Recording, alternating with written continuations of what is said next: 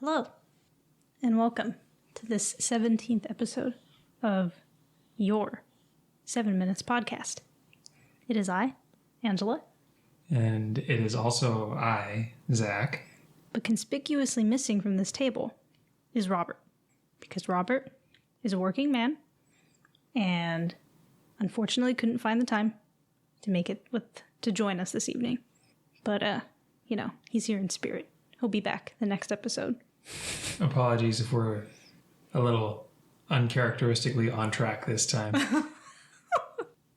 Yes, we might not have as many interesting segues, but segues nonetheless. This time, Zack and I have decided to jump into a topic that, unfortunately, Robert would not really have much to talk about anyway, because he hasn't played, I think, any of this game. He's a little uncultured. Yeah. But The Witcher 3, which Zack and I both love. Zack has played many more times than me on many other platforms. I've played it once, but watched it many times. Thanks to him and his multiple playthroughs. It's a good game. Holds up. Yeah. But before discussing The Witcher 3, I guess we will talk about what we've been playing lately. And I have been playing Metroid Dread. This is also where, I wish Robert was here because he's been playing it too, and he has a lot of thoughts. I think he and I are pretty much aligned with how great we think it is. But Metroid Dread has been really, really fun. Really fun. The Emmys are very creepy, very unnerving. They do instill an actual sense of panic, or maybe it's just me. I don't know, but... you do spook easy. Yeah. I have noticed across games, media, insects in the real world, like any number of stimuli will just make you jump, dive for cover. It's true. But the Emmys do a very good job of creating tension and fear, and Mercury Steam did a good job of creating some atmospheric tension. The rooms are very, very cold when the Emmys are in them.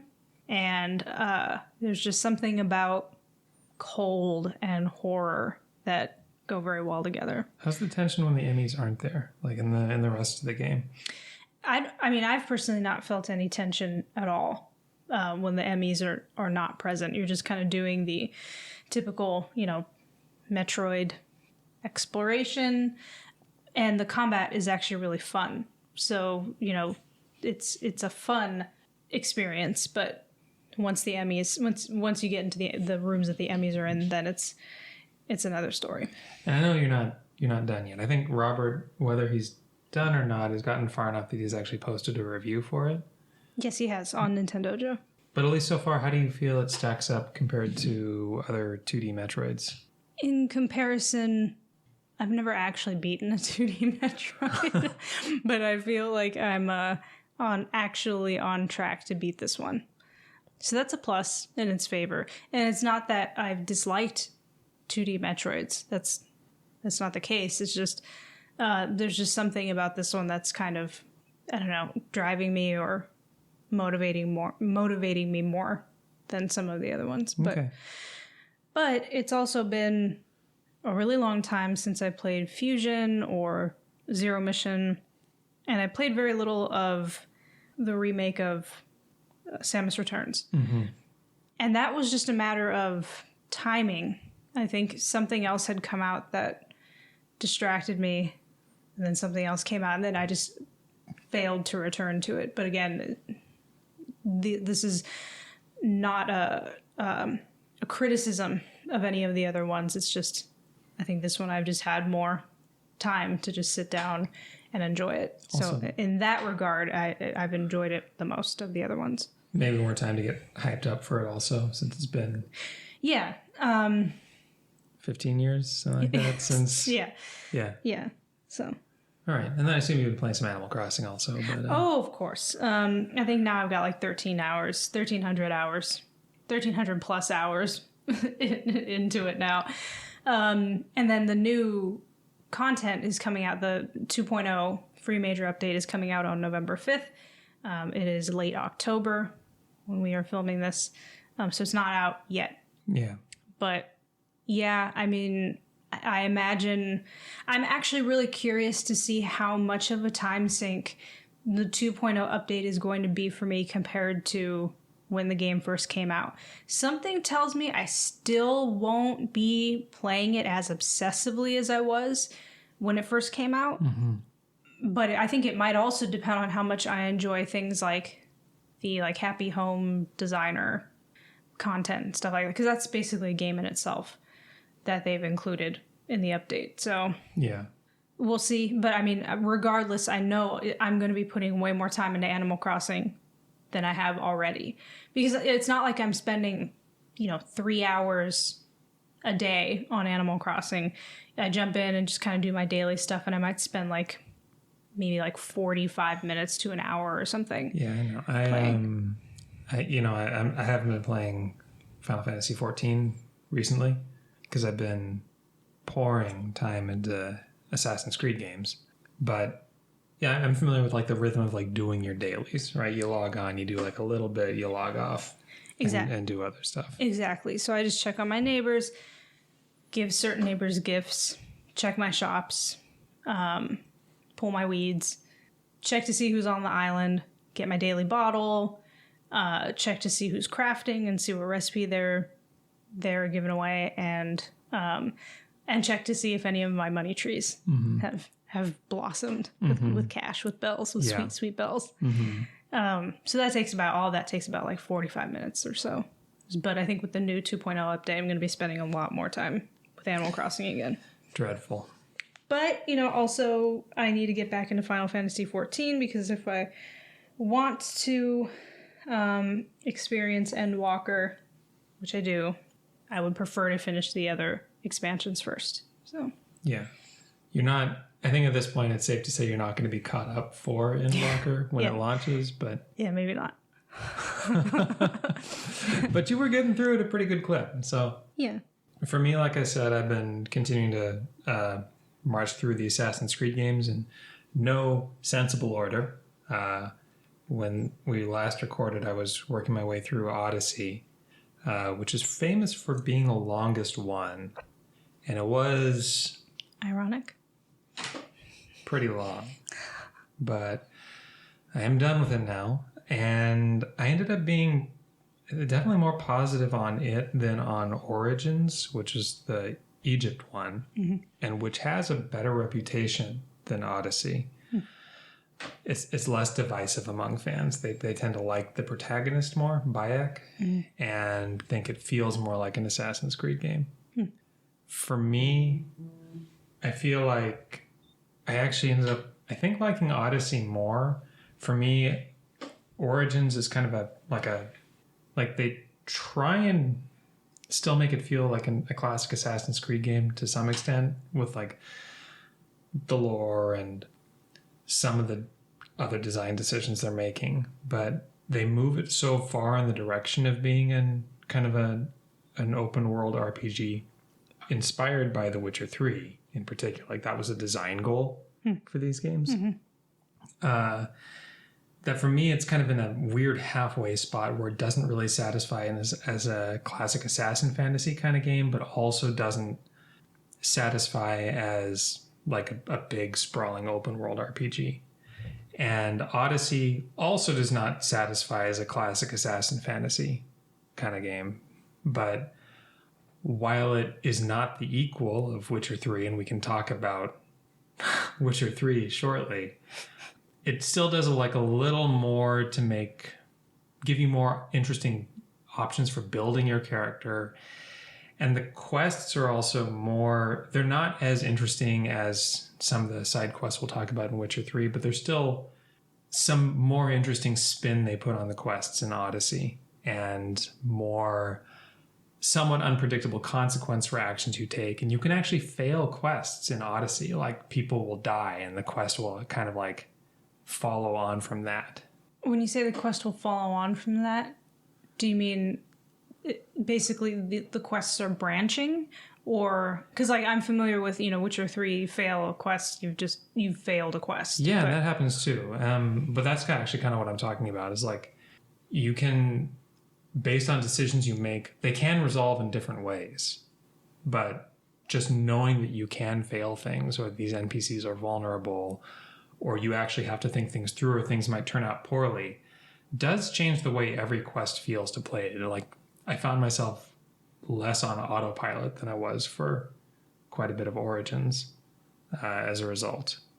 And the writing isn't up to like Witcher 3's level. I'll say. And like the character, I did like the lead well enough. I was playing as Alexios, the boy. He's no Geralt, but like I still think those mechanics were like good enough. Whereas in Origins, I kind of felt like it didn't scratch either itch really at all. So either the Assassin's Creed itch or the Witcher itch. And Odyssey, it's no Witcher, but it was like, it did enough to make itself interesting enough as an open world RPG. And I would say I enjoyed my time with it. And maybe we can use that as a segue to our previously disclosed topic for the day, which is Witcher 3. We didn't have the whole conversation sketched out, but we did think we should probably start by talking about how we came across Witcher 3 in the first place. And I think I came across it first, so I'll go ahead and start if you don't mind. Oh, no, not at all. I had previously not really played much in the way of Western RPGs, and had some vague sense that they were not for me. At least modern Western RPGs. I'd played some golden oldies like Betrayal at Krondor on the PC back in the day. Golden oldies. But at some point they actually shipped them in gold boxes, and they called these games gold box games, like the really old Dungeons and Dragons games on PC. Mm-hmm. I shouldn't get too sidetracked. Yeah. Anyhow, Robert's not here. I hadn't really been following The Witcher or CD Projekt Red or whatever. That's the company that makes these games. I had tried some Dragon Age games and found that I didn't really like them. Had already played all the Souls games and Dragon's Dogma and other kind of Western fantasy games that were made by Eastern developers, which I liked. And I was maybe warming up for no particular reason to the idea of playing one of these games. And I had a friend who had bought Witcher 3 on PlayStation and then had kind of bounced off it. But I guess I seemed interested enough that they lent it to me, and I took it home and just fell right into it, played through the whole thing. I ended up really loving it. And then actually at some point when I bought, that was on PlayStation 4. Later I bought an Xbox One X. And part of the reason I got it is because that was a system that Xbox started doing like enhanced versions, like enhancements baked into the Xbox One X for older Xbox games, like higher resolutions and some of the graphical tricks and things like that. And Witcher 2 was one of the games they did that for. So that was actually part of the motivation for getting an Xbox One X. I did that, and like it was fine. But then I just bought Witcher 3 again and played Witcher 3 on the Xbox One X.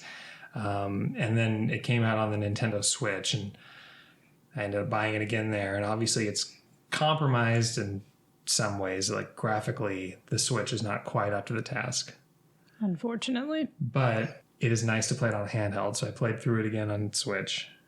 And then I ended up starting also. There's a New Game Plus that you can do in Witcher 3. And we'll talk about how big Witcher 3 is and how that's kind of a little off-putting.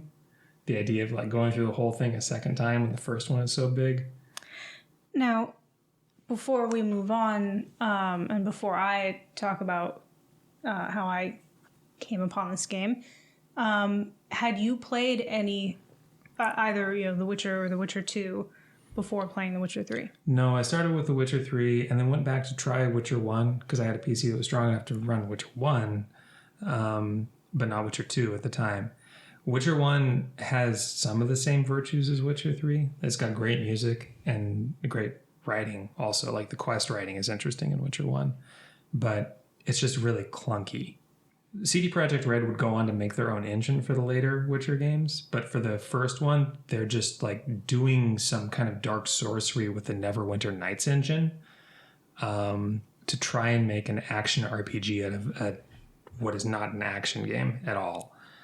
I got like through 2 out of the 5 chapters of Witcher 1 and haven't worked up the wherewithal to get back to it. Witcher 2 I did end up beating, but not until after playing Witcher 3. Okay. So that kind of shaped my perspective on Witcher 2. All the games are like significantly different. I don't even know that like just because you like Witcher 3 doesn't mean you'd like either Witcher 1 or Witcher 2. Do you feel like if you could go back in time, would you have played 1 and 2 before playing 3? Or... No, I know. Look, if Robert were here, he'd probably talk about how he likes to play series in order. Yes. I don't feel that way. I think you sometimes need the right version of something to unlock it for you. And I don't think I would have played either Witcher 1 or Witcher 2 if I hadn't already played Witcher 3, which has gotten me in love with the series. Same for, like, I'm not going to do a big Assassin's Creed detour, but like I got into that game because I was excited about one particular game of the series. If I had started with Assassin's Creed 1, I don't think I would have continued with the series.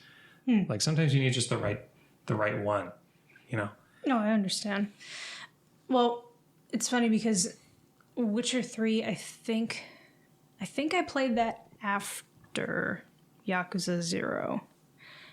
Regardless, both Yakuza 0 and Witcher 3 are 2 games that they're actually both Yakuza and The Witcher were 2 series that I was aware of, didn't really know very much about, and just never really looked into, and just didn't really think that I'd probably have any interest in them.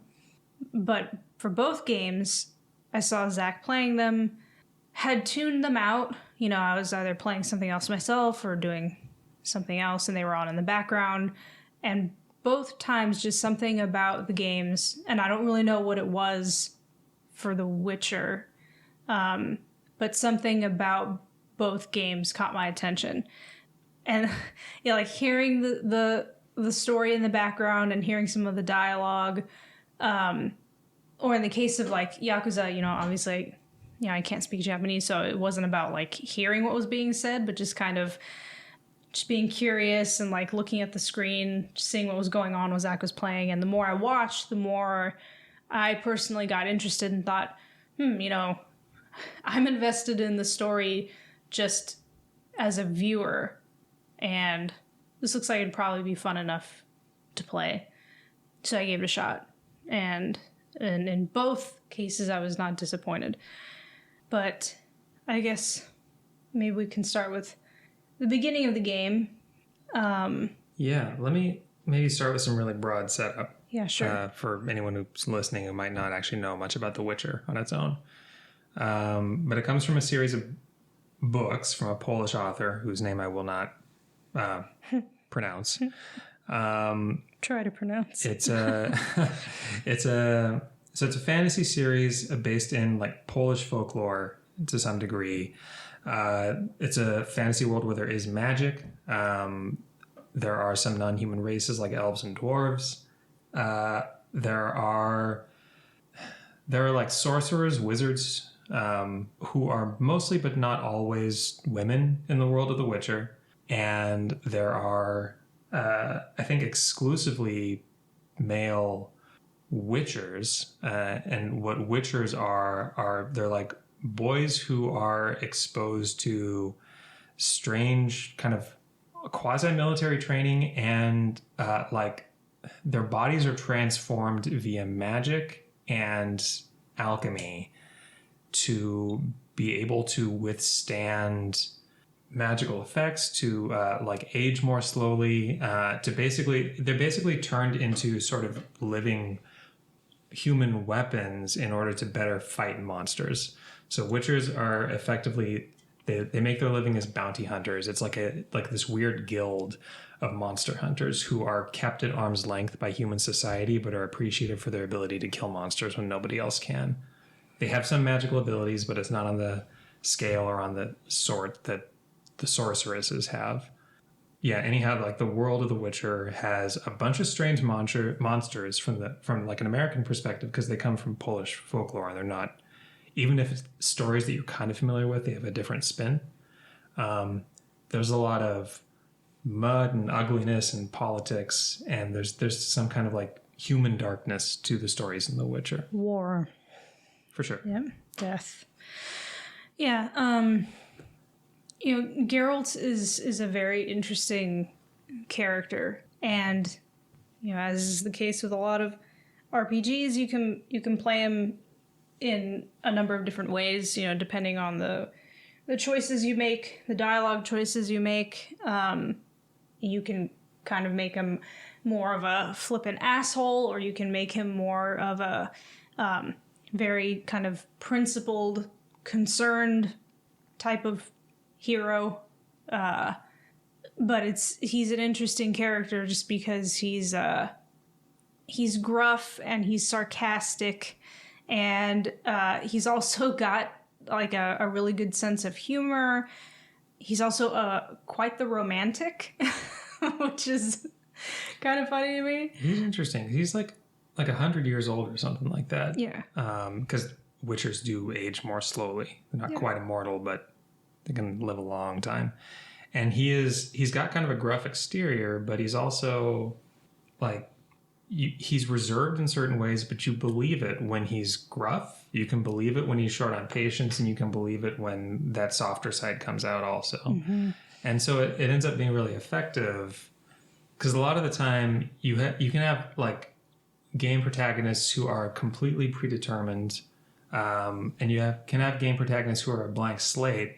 And Geralt, more than I think anyone else I've ever played as, has enough of a band of like a wide enough band of dialogue options that it does feel like you do have some options for how you're playing these scenes out, or like how your Geralt behaves exactly. But it's still a coherent character. Mm-hmm.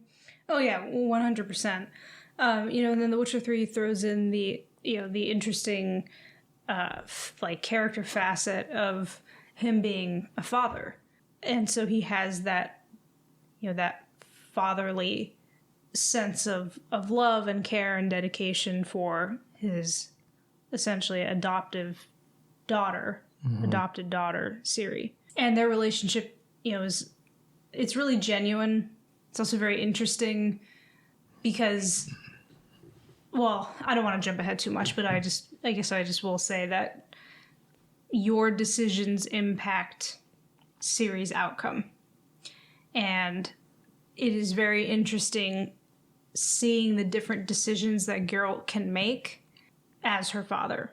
But, the game overall, I just find it so fascinating because I have not played Witcher 1 or 2. I also don't really have any desire to, and I didn't really feel like I really needed to in order to enjoy this game as a standalone experience. There are a couple of moments where they're like cutscenes where you have like a number of dialogue choices, and the dialogue choices are actually in reference to in-game events from previous games. So at that point, I was kind of lost, and I was choosing random options just to kind of get through that scene. But other than that, I mean, the story of the game stands alone, I think, pretty well. Yeah, I think they pretty definitely did not want to assume that people had played Witcher 1 or 2, or had read the books for that matter. There are things that made more sense to me on a second playthrough after I had played Witcher 2 and had spent some time with Witcher 1. I had like the kind of geopolitics of the world make a lot more sense. Witcher 2 in particular is much more human focused, like the conflicts between nations. Because in Witcher 3, you get a sense of like Nilfgaard is invading the realms to the north, but what those realms to the north are, how they differ.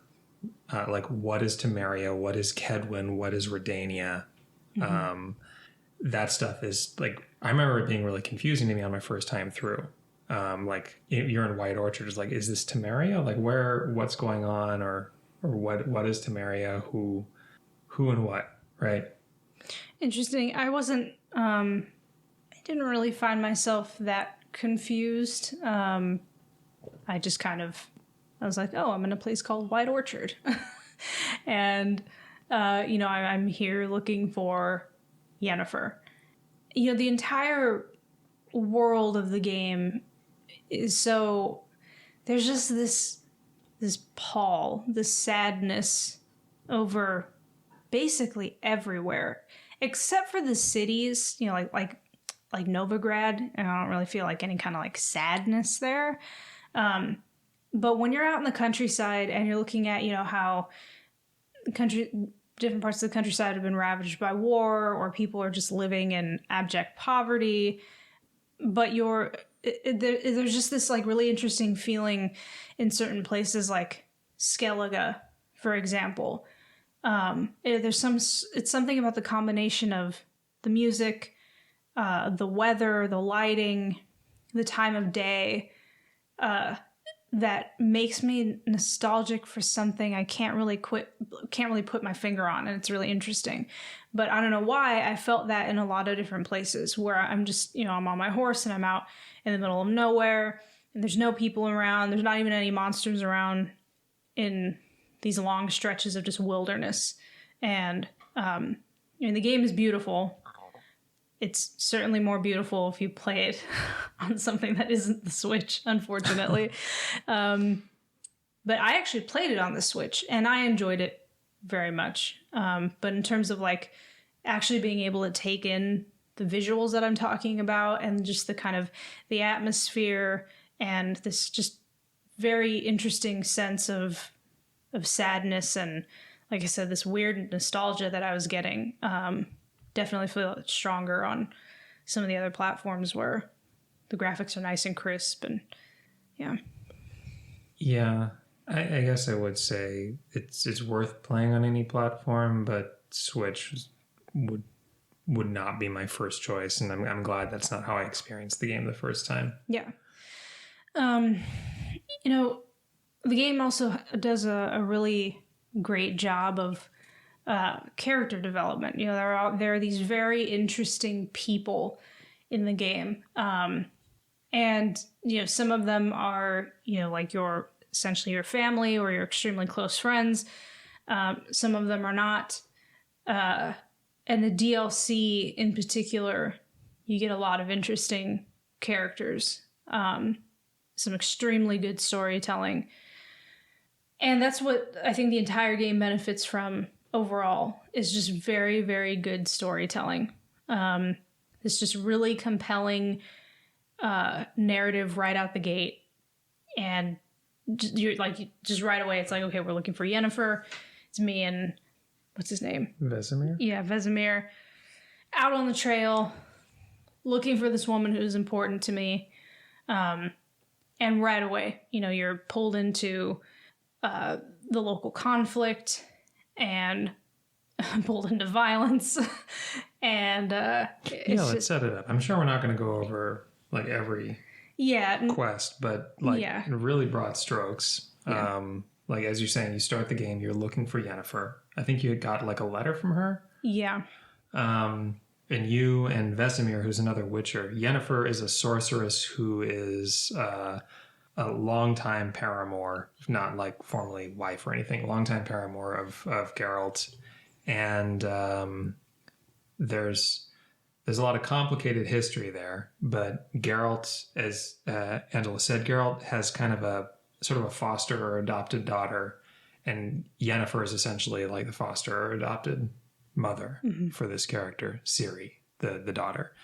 Vesemir is your mentor, also a witcher, and the two of you are on a trail together. You end up in a place called White Orchard, trying to find Yennefer, not sure where she is, and get roped into some local problems, which are distinguished by the fact that Nilfgaard, this empire to the south, with some quasi-Roman characteristics, has invaded, won a battle, and this area of White Orchard is just kind of like an open air meat market graveyard. There's just so much misery because this huge battle has just been fought there, and you're just encountering the leftovers of the populace. Yeah.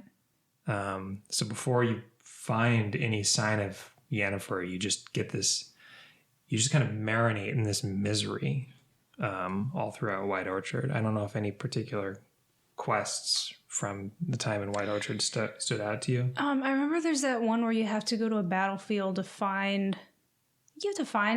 You're either certain that this person is dead, or going to see if maybe he's still alive. But it's some soldier that's in like there's a battlefield that's essentially now like a mass grave, and something about that in particular stuck out in my mind, like going from corpse to corpse, trying to figure out, is this the guy you're looking for? Is this the guy you're looking for? Yeah, I think you're like trying to identify his shield or something like that. Yeah. Because it's you find his brother and his brother's dog, and they're like, please, I know it's been a couple of days, but please help me try and find him. Yeah. If there's any chance. Yeah.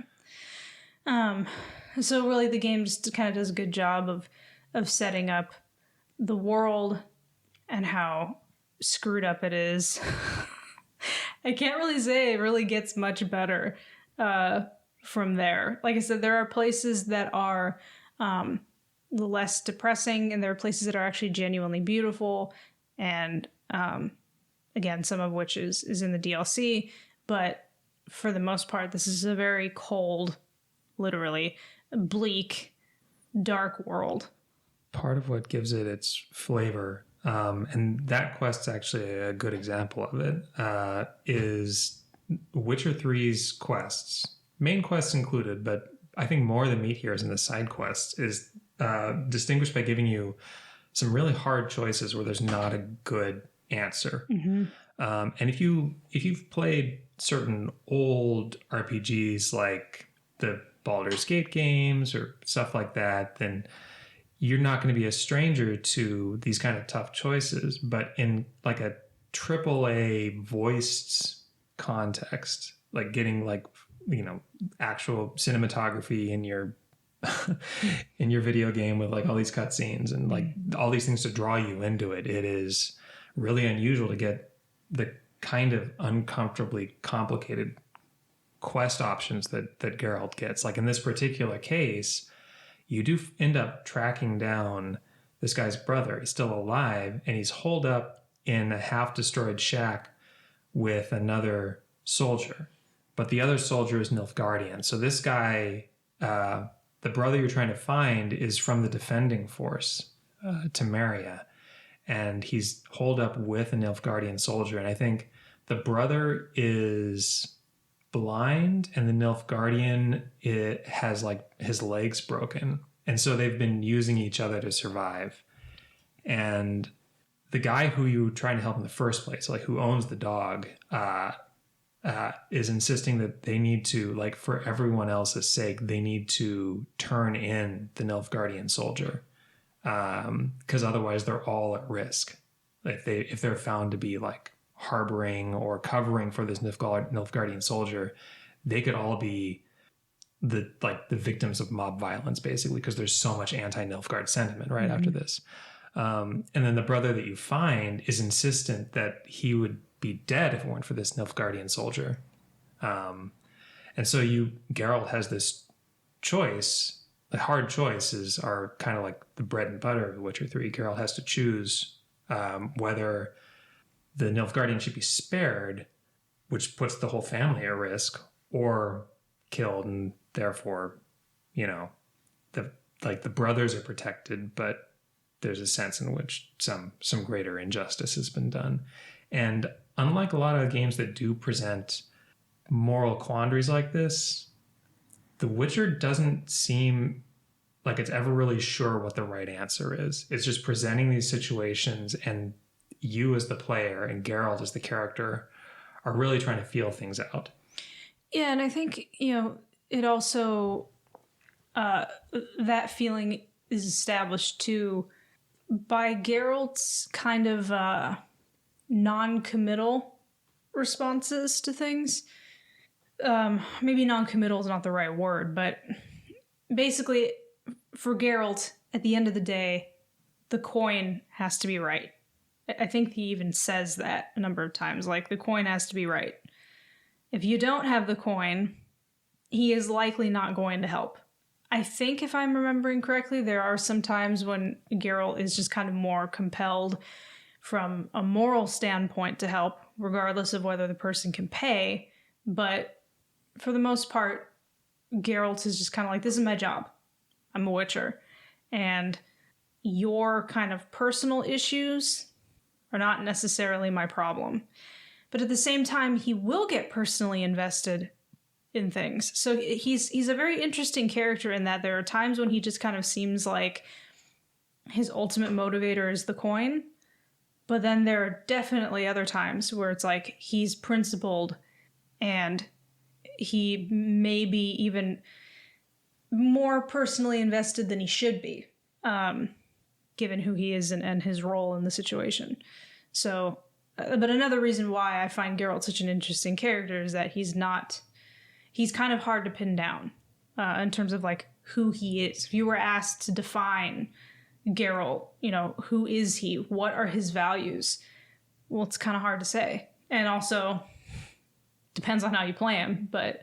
Yeah, I think it fits because he's like 100-year-old guy, still got his health, and has seen a lot of stuff. He spends a lot of time on the road helping people who don't have that much money. That's kind of part of the, I guess, what makes the Witchers so distinct is that they don't get paid very much because the people they're helping, by and large, are poor people. Mm-hmm. It's the people in the frontiers and in like the really...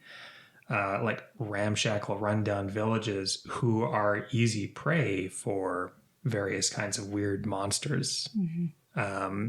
But they also don't have that much money. So it's just like, well, we pooled together all the money we were saving to buy a third cow and hoping you can take care of that nest of neckers or whatever so that we don't lose a son, Yeah, there is one quest I was actually thinking of where it definitely seems like he's more invested from a personal standpoint and from the standpoint of his principles and his values. It's the quest where there's that rogue Witcher, and I believe he's from the School of the Cat. And dude like loses his shit because he was hired by a village to take care of whatever monster problem. And I think it was something like they were plotting behind his back. Was it to kill him? So that way they didn't have to pay him? Yeah, I remember this quest. It's called the Beast of Honorton. It's really memorable. Yeah, and so he kills everybody, I think, except for like a kid. Mm-hmm. And there's like a little girl or something who survives. And so I believe your choices come down to you can either spare him once you track him down and be like, well, they did try to screw you over. And not just screw you over, but they tried to kill you. So you were justified in slaughtering the entire village. Or you can just say, it doesn't matter. Like, that was completely over the top.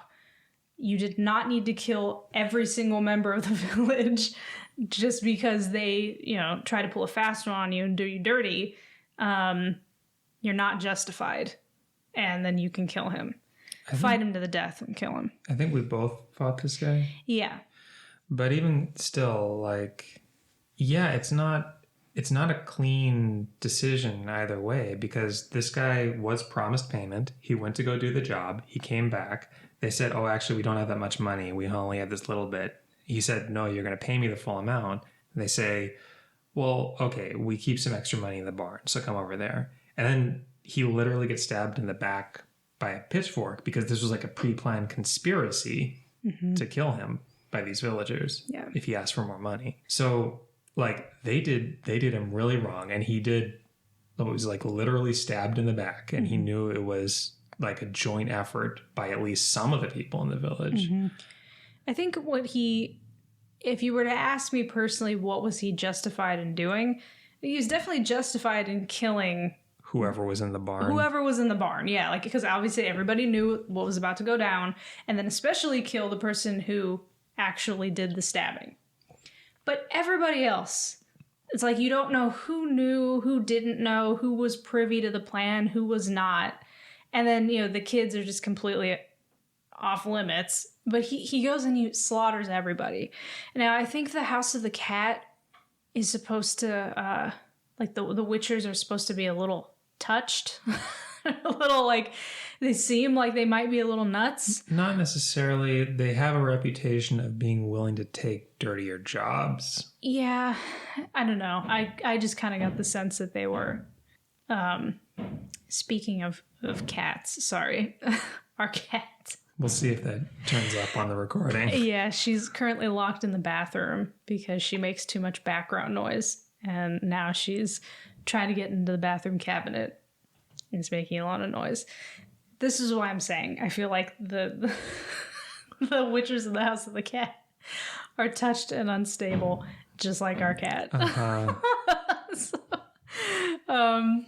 But yeah, I think one of the really signature things about the quests in The Witcher, the stories that Geralt ends up getting involved with, is that by and large, there's no way to prevent or make good the injustices in the world. There's just Geralt and other survivors figuring out how to move forward from the tragedies that are in front of them. Yeah. And maybe like we can move forward. I think that's we had kind of described the setup of arriving in White Orchard to look for Yennefer. You do eventually, like Yennefer finds you actually, and she takes you to meet the Nilfgaardian Emperor because she's working with this guy. Nilfgaardian Emperor is the biological father of Ciri, your adopted daughter, and without getting into like the complexities of all this, because by the way, the games are based on a 7-book series. So there's a lot of backstory. But again, like you can play The Witcher 3 without having understood or engaged with all that. But basically, Ciri has been missing for a long time because she's got weird magical powers, which include dimension hopping. Her father, the Emperor, wants Geralt and Yennefer to go find Ciri. Because the Emperor basically, he's not a great dad, but he wants Ciri back for, like, basically to train her up to succeed him. Yeah. But so, okay, fine. You guys don't really like the Emperor, but you do love Ciri. So you and Yennefer both decide to go off and search on your own. Yennefer is going to go look across the sea on the islands of Skellige, which are kind of Viking-ish. Yep. And Geralt is going to look in the crappy, marshy, swampy, rundown lands of Velen, and also in the city of Novigrad, which is kind of like Amsterdam-ish, I guess. Yeah. So Geralt first goes to Velen. I really didn't like Velen. I mean, I don't really know that you're supposed to like Velen, but I actually was just kind of bored with that segment of the game compared to every other segment of the game. I thought Velen was clearly the best part of those three. Because I think part of it was that I wasn't super invested in the whole storyline with the abusive father. The Bloody Baron. Yeah. I just wasn't really super intrigued by that whole thing. And also, I don't actually know how much of an unpopular opinion this is, and I don't really care anyway. I don't really like Ciri. I don't really like Ciri very much. She's okay. Like, she definitely has redeeming qualities, but ultimately, any part of the story where she was involved, I was just not as interested in. Well, she's definitely not as fun to play as. Definitely not. You know, her kind of warping ability is like really cool. And her character design is cool. Her voice actress is really well done. But is it just that she's not Geralt? I think that's the problem. Truly. I mean, like, well, I also really like Yennefer. And I mean, so it's not like it's 100% of the issue is that it's not Geralt, because I really enjoyed the scenes with Yennefer. But yeah, I mean, I think a big part of the problem is that she's not Geralt. It's like, how do you have a game with Geralt in it and then ask me to be at all interested in the scenes where he's not involved? Like, it's just not going to happen. But like I said, I mean, I think that they overall, you know, Ciri's character is well done in the game. It's just something about her just didn't 100% click with me, and I just didn't find her super compelling. But you weren't crazy about the Bloody Baron quest? No, not really. It's because you didn't really like the Baron himself? Yeah, I mean, you know, he's a sad, kind of tragic figure. I mean, his whole story is sad and tragic. The ultimate outcome of, you know, what happens with his wife.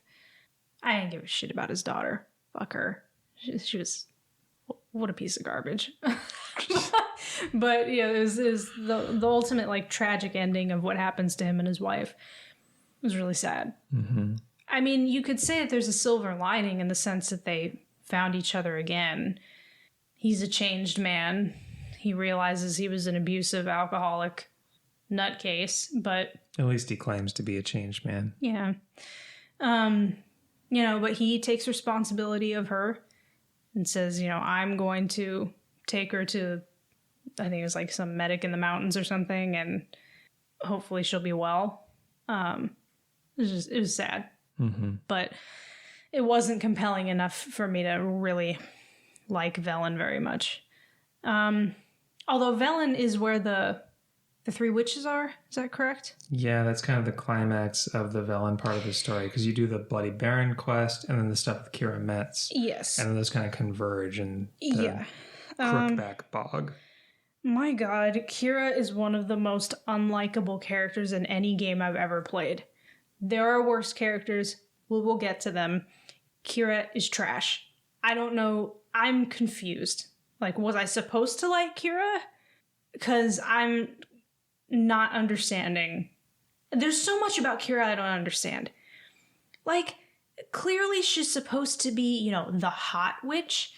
She's not. I don't think she is. I mean, she's clearly wants to be. I mean, you know, just given the way that she's dressed, you can have a tryst with her if you want to. My Geralt wasn't having a tryst with Kira. I'll tell you that much. But I don't understand her character, and just in terms of like who lists Kira as one of their favorite characters in the game. Maybe nobody. I don't know. Yeah, I don't know. I don't find her that hard to understand. Like, she's certainly not my favorite, but like her whole thing is that she, like a lot of the sorceresses, she used to be a royal advisor. She used to be like a court sorceress, and like because of political changes that have happened, sorceresses is now on the run because the ruler of the north, Radovid, is hunting for witches, for any magic users, and like literally burning them at the stake. So she's living in a hut, being some like village witch. Right. Like kind of like the village mage. People got problems. They got back problems, or they got warts or whatever, and they go to her. But she's such an asshole. Yeah, like she's like, I get it. I'd be resentful too if I was relegated to a bog when I was a royal advisor. Like, I get all that, but she's just such a piece of garbage. You know, like she just kind of acts like the peasants are these plebs. She doesn't want to have to deal with them. Yeah, she's desperate to get out of there, and she's not really the nicest person about it, but she's scheming to take advantage of anyone she can to try and get out of that situation she's in. Yeah. So I I don't care for her. And the parts of the story where I had to deal with her were very trying because I couldn't stand her. I think you were going to say something about Crookback Bog, the witches. Oh, the witches, yeah. Extremely interesting characters. Side note, like, I discovered some years back that I have that phobia, and I can never remember the name of it, but when you can't look at like little holes, like lotus roots, for example, because there's just something about them that makes you physically recoil, and like you can't look at these little holes. Trypophobia? Yes, Trypophobia? I think so.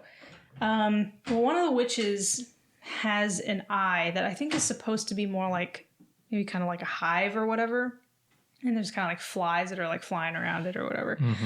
No, they're gross. They got some really great character designs. Yeah, if that is your sort of thing, kind of repulsive, gross, if you're like into that. But that particular witch freaked me out. I didn't like looking at her when she was talking on the screen because I just couldn't look at her one effed up eye.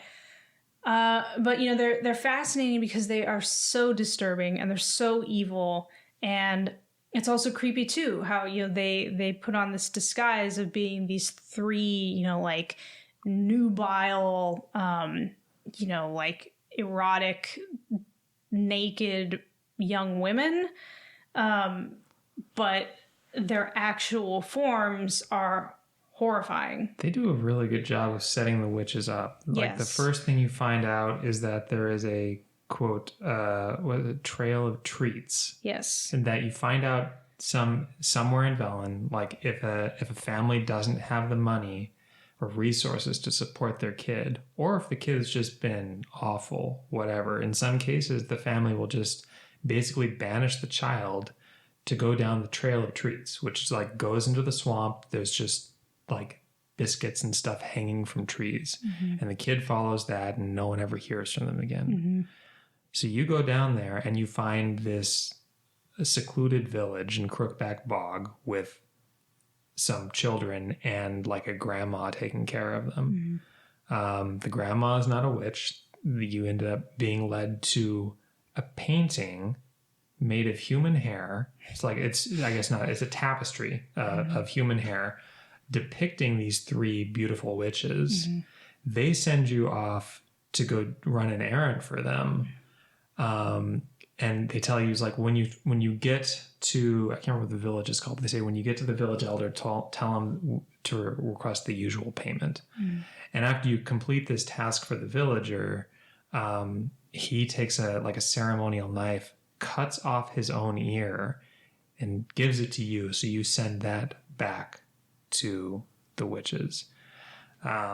Because they use the ears they collect from all the people in Velen to listen to the things that the people with those remaining ears can hear. So all super creepy. And then you get the reveal of like, actually these are like ancient, disgusting monsters. But the whole setup for it is great. Yeah. And I think it's probably obvious, but I think it's pretty heavily implied that they're eating these children. Oh yeah. Yeah. Just to make that clear, kind of left it hanging there, the whole like they're never heard from again. Yeah. Because they're throwing them in a cauldron and eating them. It's disgusting. But yeah, I mean, so that was like the most interesting part of Velen for sure, was the whole thing with the witches and the kids. But when I was done with Velen, I was happy to be done with Velen. Novigrad and the cities were all very interesting to me. Probably biased as a city dweller. But I found that they were all super interesting. There's a lot of stuff to do. I think like most games, always wishing for more buildings you can go into and things you can actually do, as opposed to just kind of like walking through city streets. or engaging with stuff outside. But I think in Novigrad, there's a lot of stuff that you can go and check out and do. Also, haven't touched on this yet, but the soundtrack of this game is so good. And town music in Novigrad is some of my favorite. Mm-hmm. You can just sit and listen to it. I will actually. I like to listen to video game music while I'm working because I write for a living. And so listening to music with lyrics can be very distracting. So video game music helps fill some of the quiet without being too distracting. And I try that, but it just makes me think of the video game, and then that ends up distracting me. I mean, ultimately, at the end of the day, I work better in total silence. I work best in total silence. But if I want to have some background music, video game music is best. And I've been listening to a lot of music from The Witcher lately. Mm-hmm.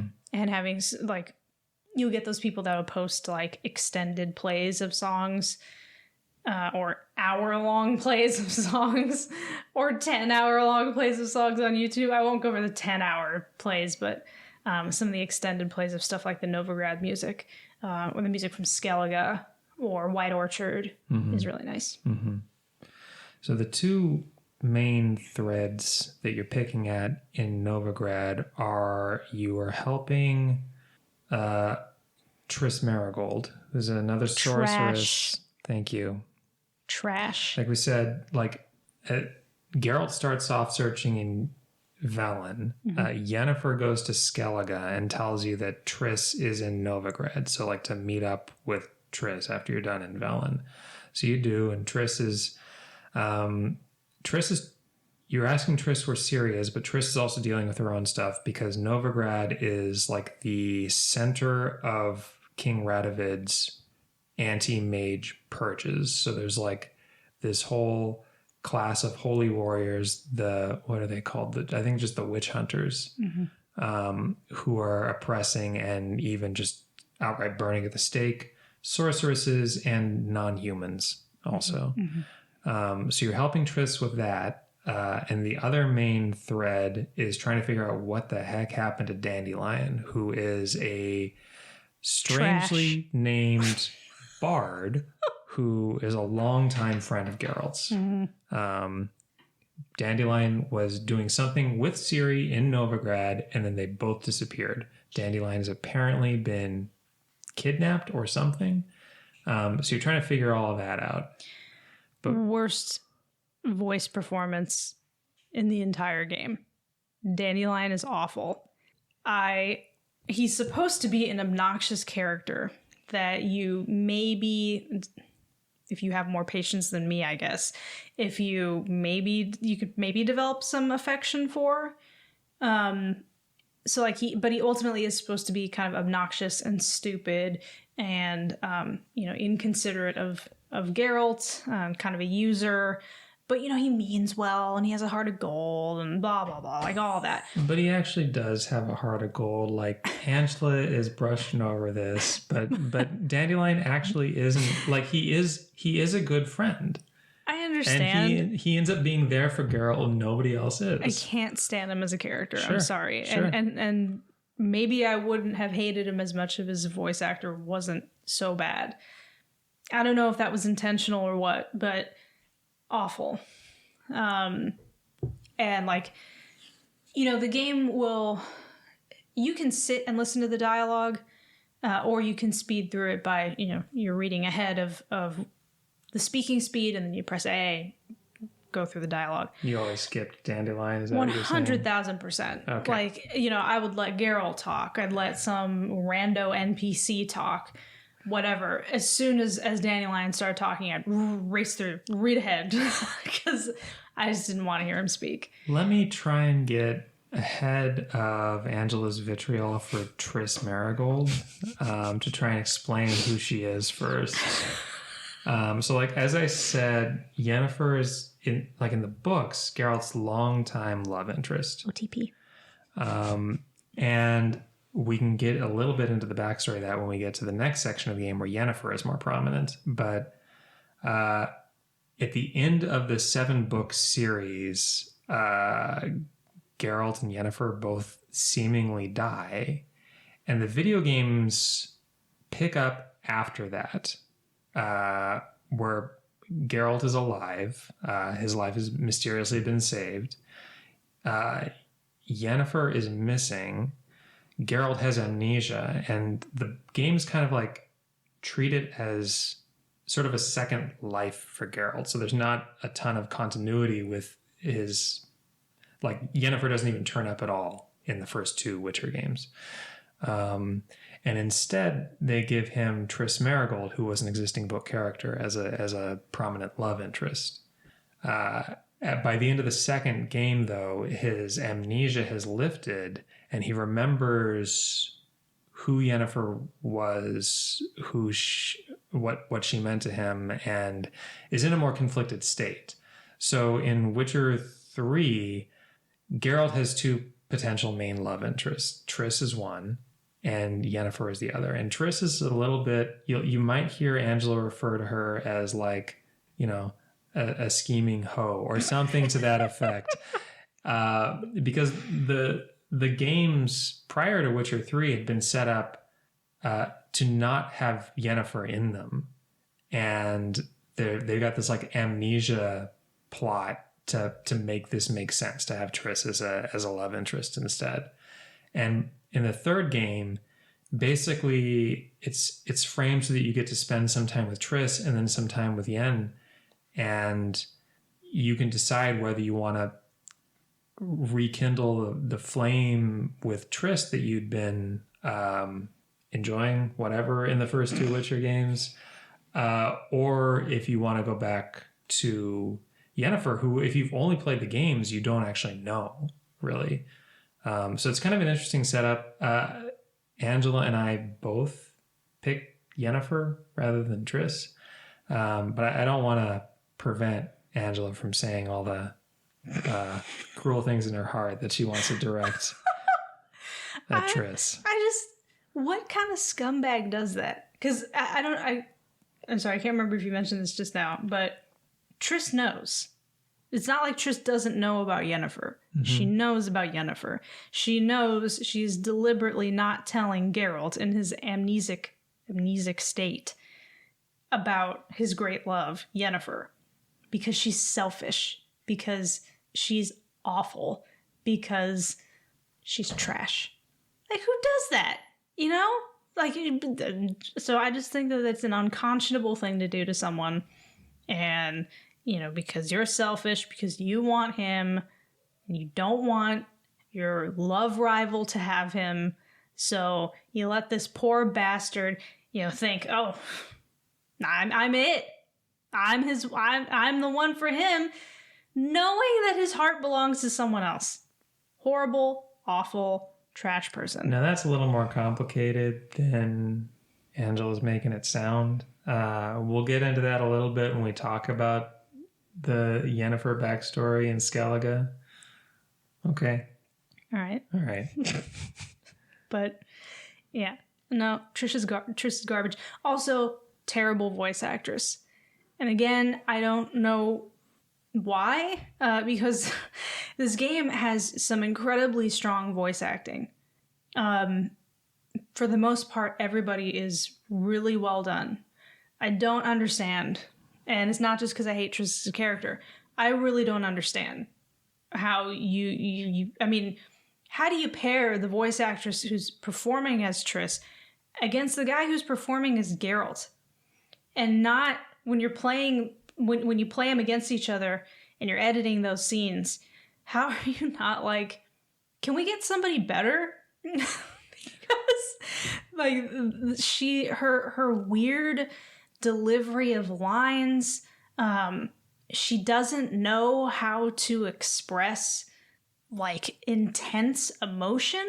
It's just very awkward delivery of lines. Yeah, I don't think she's a bad voice actress, but like the range isn't quite there for some of the stuff that Triss needs to deliver. Definitely not. I mean, like, there's this one line, she says something about how she wants to like go home and like take a hot bath or a hot shower or something like that.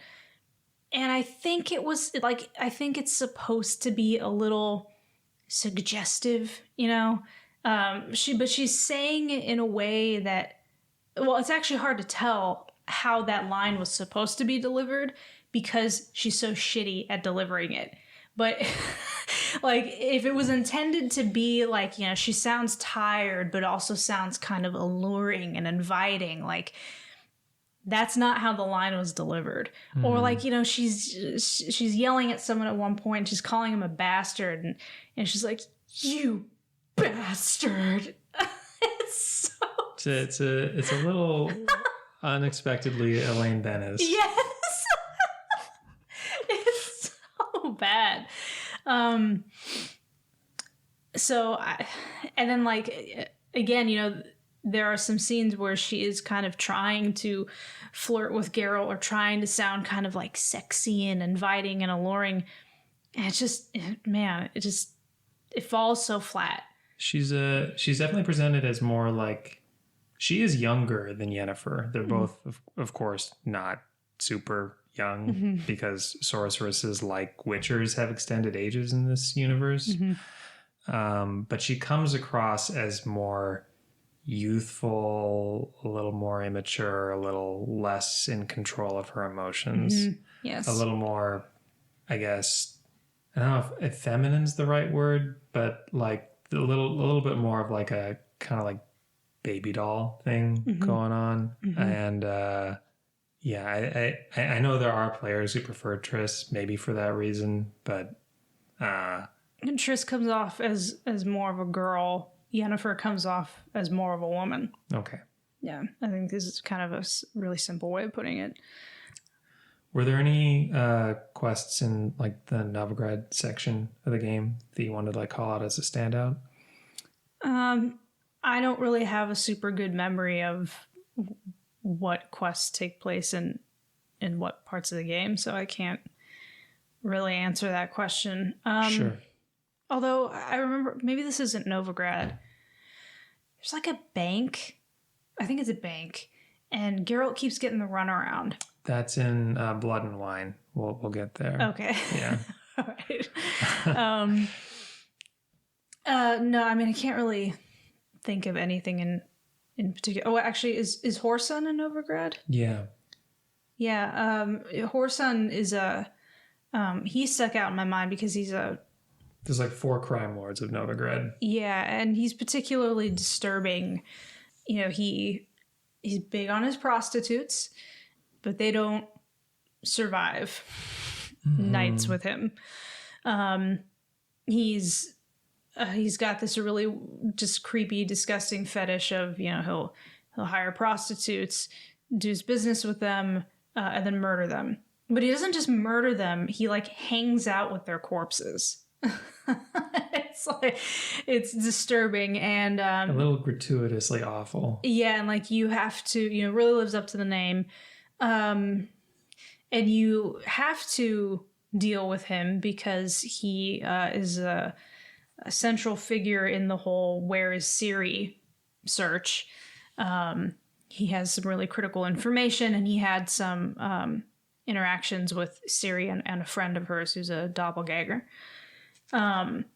So when you're questioning him and interrogating him, this is another instance of Geralt can make a critical decision about whether somebody lives or dies.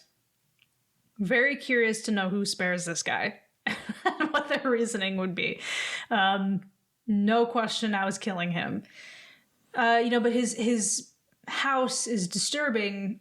Like the imagery, you know, you go into his bedroom area and he's got a big tub, like a wooden tub for bathing, and there's like 2 or 3 girls that are just dead in the tub.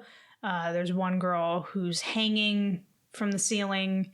I think another girl, he's like kind of maybe I'm misremembering this. I thought he sort of kind of crucified her to the wall. Maybe he just kind of like stabbed her hands to the wall, something like that. But just this like, you know, whole gaggle of dead prostitutes and blood everywhere, and he's not a great guy. Yeah, and he's just kind of hanging out with all these corpses.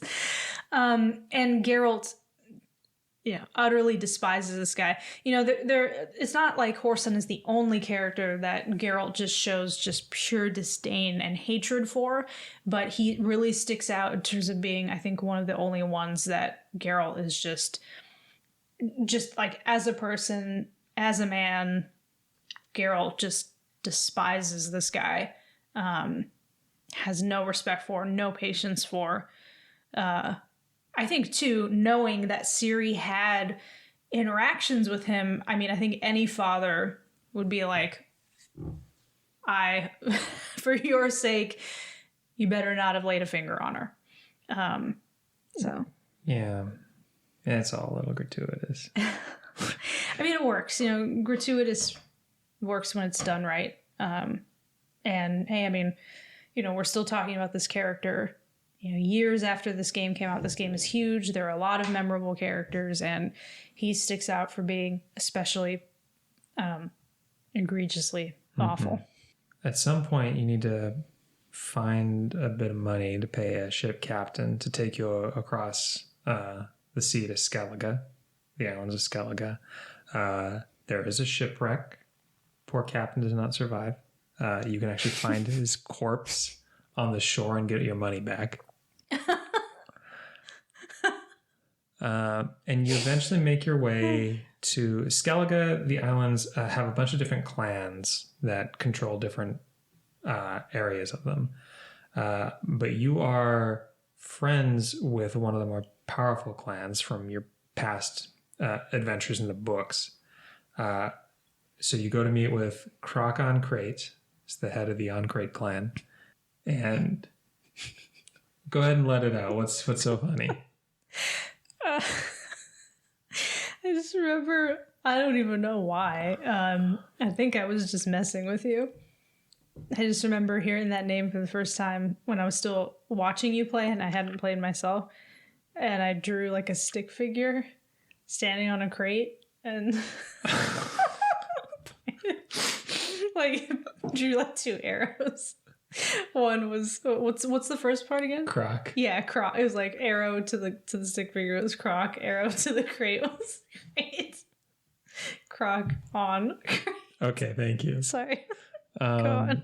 The king of Skellige as a whole has just died, and you go and attend the funeral, and then Croc asks you to go help both of his kids. So the two threads you're looking at here are helping his son Hjalmar and his daughter Ceres. Hjalmar is trying to prove himself by going to the Isle of Undvik and slaying a frost giant. I think I have that right. Mm-hmm. It was just like a crazy involved quest and just a lot of like misadventure and combat. And then his Croc's daughter, Ceres, is trying to lift a curse on one of the other Jarls, which is the game's goofy way of saying Earl, right? Like these kind of like lords that aren't quite the kings. This guy has been touched for most of his life because he's been carrying this guilt over having killed his brother accidentally. Mm-hmm. And there's some like weird ghost monster involved. I don't remember the entire structure of the quest, but I do remember that it involves Ceres telling Geralt, like, just trust me, just do what I say. When I can't tell you how things are going to play out, but and then when things play out at the climax of this quest, Ceres hands Geralt a baby and tells him to throw it in the oven. Oh yeah. Yeah, I forgot about that. And so you can say no. But what you're supposed to do is, like, because this Jarl is possessed by a demon that is trying to make him miserable, the only way to get that demon to stop possessing this Jarl is to give the demon a more enticing target. So the idea is to trick this demon into thinking that Geralt has thrown a baby into an oven to kill it. Mm-hmm. and that Geralt's remorse will then just entice the demon to leave the Jarl, to attack Geralt instead. But it's a trick oven. The baby did not burn. And the demon has nowhere to go after it leaves the Jarl. So you manage to get rid of it that way. This is actually, I think, a good moment for me to point out how interesting I find the like demonology and monsterology of the world of The Witcher. In particular, I find like the wraiths and the ghosts and the spirits or whatever especially interesting, because a lot of them have these like really troubling, disturbing, sad, tragic backstories. Like I think one of the first ones is in White Orchard, and there's like a wraith, wraith, by the well. Yeah, by the well. I think she was supposed to be like a newlywed, or she was going to get married.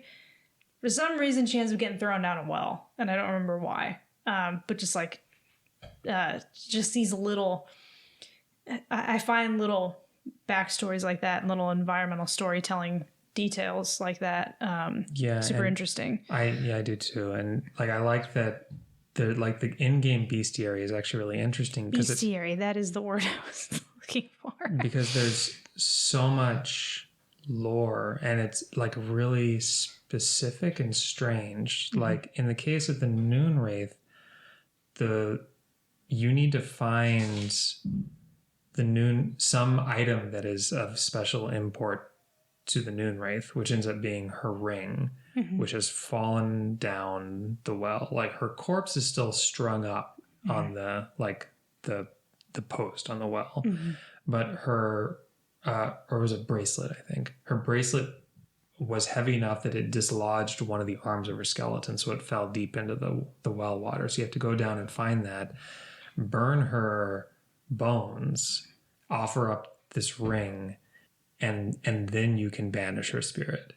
But like those rules, like those steps, give it a lot more flavor than in most RPGs, where it's just like, well, here's a ghost, here you can hurt it with silver or fire. Go get him, champ.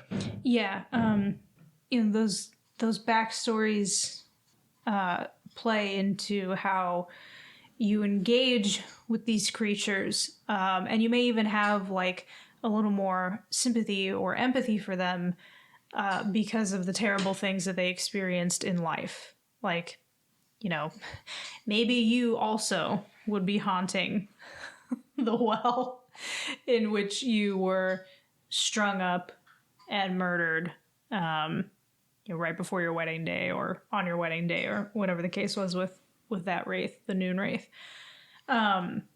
So just super interesting. And yeah, definitely more interesting than just, here's this creature, kill it. Yeah, it doesn't just feel like a collection of enemies to kill. It does seem like there are very specific rules, and part of what makes you feel like you're really playing as a Witcher is that Geralt has this expertise with hunting the monsters. I think this works really well in the segment. I know we were talking about the Bloody Baron earlier and how you didn't really care for it, but there is an aborted baby that ends up, or like a miscarried baby, and it is buried disrespectfully, and that makes it turn into basically a malevolent spirit. And there's a whole quest of Geralt trying to get the Bloody Baron to go through the process of giving this demonic fetus monster like a proper burial so that he can put the spirit to rest. And it involves like stupefying it with magic, carrying it to like the doorway to the Bloody Baron's house, giving the child a name, basically saying a prayer for it, and then burying it there. But like the whole process is like this stuff gives the game a lot of flavor, and it makes what might sound like it's just like killing monsters. Like there's a lot more flavor to it. There's like ghost story and like spirituality and lore and a lot of just like tricks of the trade from like an old journeyman tradesman, basically. I also think, a lot of these creatures and their backstories are kind of commentaries on the terrible things that people do to each other. And I mean, like, this miscarried baby, just kind of dumping it in a shallow grave, no ceremony, no nothing, killing people for incredibly, evil, selfish purposes, personal gain, and how that might cause an angry, disruptive spirit. And they're almost like cautionary tales in a way, like these little sort of cautionary tales of don't do this because it'd make you a shitty person, but also can have actual consequences. Yeah. Skellige is also where you were introduced to Yennefer in White Orchard, but she is in Skellige, and you spend more time with her investigating, trying to find signs of Ciri, but Yen also has one other quest that she wants you to do, which kind of ties into the backstory that Geralt and Yennefer have with each other, and it's maybe worth talking a little more about Yennefer here. So Geralt and Yennefer have been an item for a long time in the books, kind of like an on-again, off-again thing where they keep each other at arm's length and before they become a more stable pair. But the thing that brings them together in the first place is that Yennefer, who is a very strong-willed, stubborn person, has decided that she wants to trap a genie so that she can have its powers, like basically as a servant, that she can have this genie and extract some wishes from it. It doesn't go super well, but Geralt ends up making, I don't remember the exact details, Geralt ends up making the last wish from the genie. And that last wish, he makes it in order to save Yennefer from the genie, because the genie is like this malevolent force that is going to kill her. But it basically, I don't remember the exact wording of the wish, but the thrust of it is that basically they're bound together, Geralt and Yennefer. So there's a question coming into The Witcher 3 of whether Geralt and Yennefer truly love each other, like they would do that in the absence of the power of the genie or not. So Yennefer's quest for Geralt here is to help her trap another genie so that they can have that genie basically wipe away the curse, that magical bond, to see whether it's real afterwards. Which is kind of a cool way of, like, without changing the canon of what's happened in the books or whatever, giving a player who might have played Witcher 1 and 2 and really like Triss an out that still feels like it's an honest way of resolving the Geralt-Yennefer relationship. Because you can go through that and then say, like, well, actually, I don't feel it anymore. But, maybe for both Angela and me, the more romantic thing was to commit to the relationship in that moment. Mm-hmm. Because you can have them both just kind of say, I don't feel any different. I don't feel like I don't love you, or I'm suddenly not attracted to you. And they just kind of determined their love was real. Now, Yennefer is very well voice acted. She kind of has a bit of the aura of Vesper Lind from Casino Royale. Good comparison. And she is just kind of an awful person.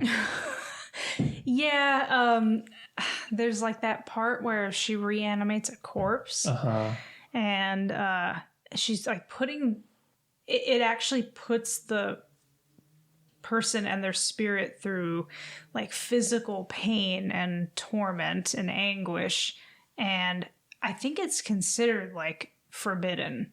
Like it's like a black magic, dark arts that you're really not supposed to do. Yeah, she destroys that sacred garden when she casts the spell. Oh yeah. Oh yeah. I forgot about that.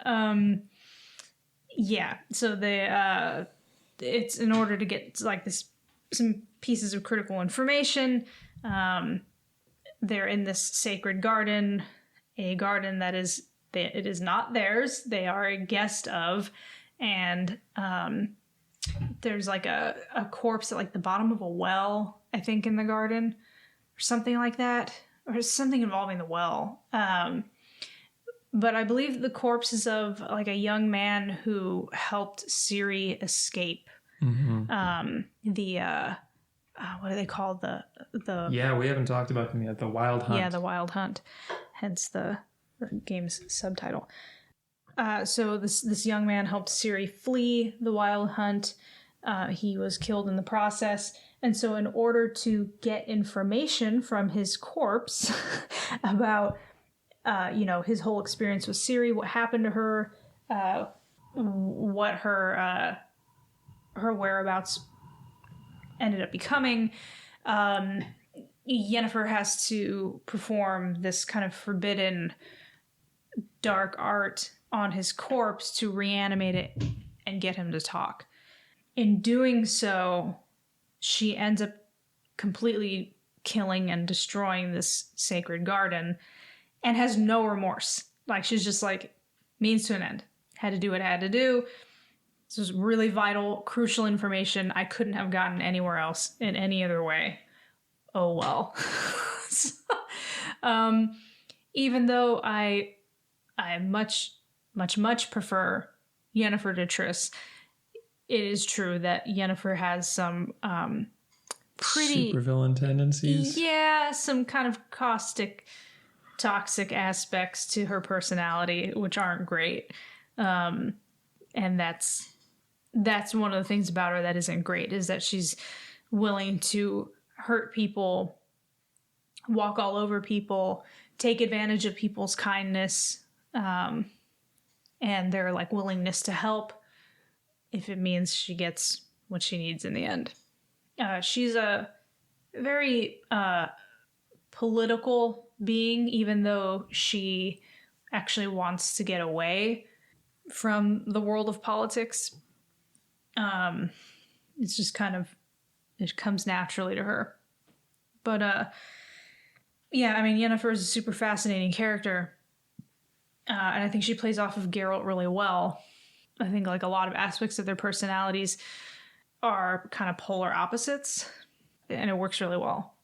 Skellige wasn't my favorite part of the game, but it had a lot of interesting parts, a lot of interesting things you could do. The music is really good, and also there's like the feast with the bears. All that's super interesting. So yeah, I mean, I enjoyed my time in Skellige. The only thing I really don't like about Skellige is I like the atmosphere. I like the characters. Was the Madman Lugos? I forget which of the areas in Skellige he's from, but just a really strong personality. The only thing I really don't like about Skellige, as I was saying, is the terrain. Like, there's just so much water, and like you have tiny ships you can sail around on. It's just a little more awkward than like travel on land or with Roach, your horse. And then it's also really mountainous. So it's just like traversal around Skellige is not as pleasant as some of the other areas in the game. Yeah, no, definitely not. But after going to all these areas, you end up with inconclusive leads. You have some leads to follow to try and figure out how to find Ciri. But before you can put them together, you have to go back to your Witcher home base of Kaer Morhen, where you spend more time with Vesemir, your Witcher mentor, and a couple of other Witchers that you've known for a long time, Eskel and Lambert. It's possible you've run into Lambert before this point. This is your first time seeing Eskel. And you get a little more of Yennefer doing absolutely whatever she has to, because you have stumbled across a strange creature called Uma on your travels, who is this misshapen little, like, 1.5 foot tall hunchback with large but unevenly shaped eyes, pustules all over its skin, cannot say anything except Uma. But you manage to detect that there's something magical about this creature.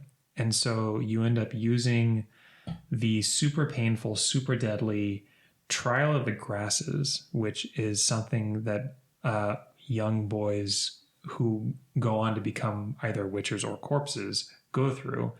Very few of them survive the process, but basically it's a process that uses dangerous poisons and magics to make their body malleable to turn them into witchers. But Yen's idea is to use the malleability of the Trial of the Grasses to shift whatever Uma is back into their real form, because they're hoping that it's going to turn into like a person that can talk. They're actually hoping that it's Ciri herself. But so they end up, this is more of like the borderline supervillain stuff from Yen, because she is basically pressures everyone else into torturing / transforming Uma. But it does turn out that Uma has been cursed, that isn't Uma's real form. And Uma is actually an elf named Avalak, who is a book character that neither of us knew because we hadn't read the books. And here, in order to make sense of this, you might have to say a little bit about the nature of Ciri. Ciri has weird magic powers of like dimension hopping and stuff because she is the heir to an old bloodline of like elves mixed with humans. And that gives her certain powers on an almost cosmic level that no other person in the world has. Ciri has been missing because she's been hunted by this band of elves called the Wild Hunt. And Avalok is also an elf of that, I guess, subspecies of elves. But Avalok is not necessarily aligned with the Wild Hunt, but he is interested in Ciri because of Ciri's powers of her bloodline, basically. So the gang lucked out in finding Avalok. Avalok knows where Ciri is, and you go get Ciri. But before you do that, you make some preparations, because as soon as you locate Ciri, the Wild Hunt will locate her also and will come to attack. So the plan is to grab Ciri, immediately go back to Kaer Morhen, and have just this all-out last stand to try and keep Ciri from the Wild Hunt. Kaer Morhen is a really kind of sad feeling place because a lot of terrible things have happened there. You know, a lot of boys have been killed, didn't survive the Trial of the Grasses. And then even the ones that survived, you know, their physical training was not always pleasant.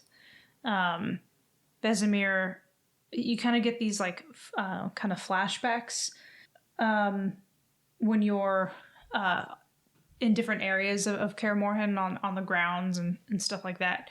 And he wasn't always kind. He was pretty, I'd say even more than just tough love. He was very cold, very demanding of these very young boys.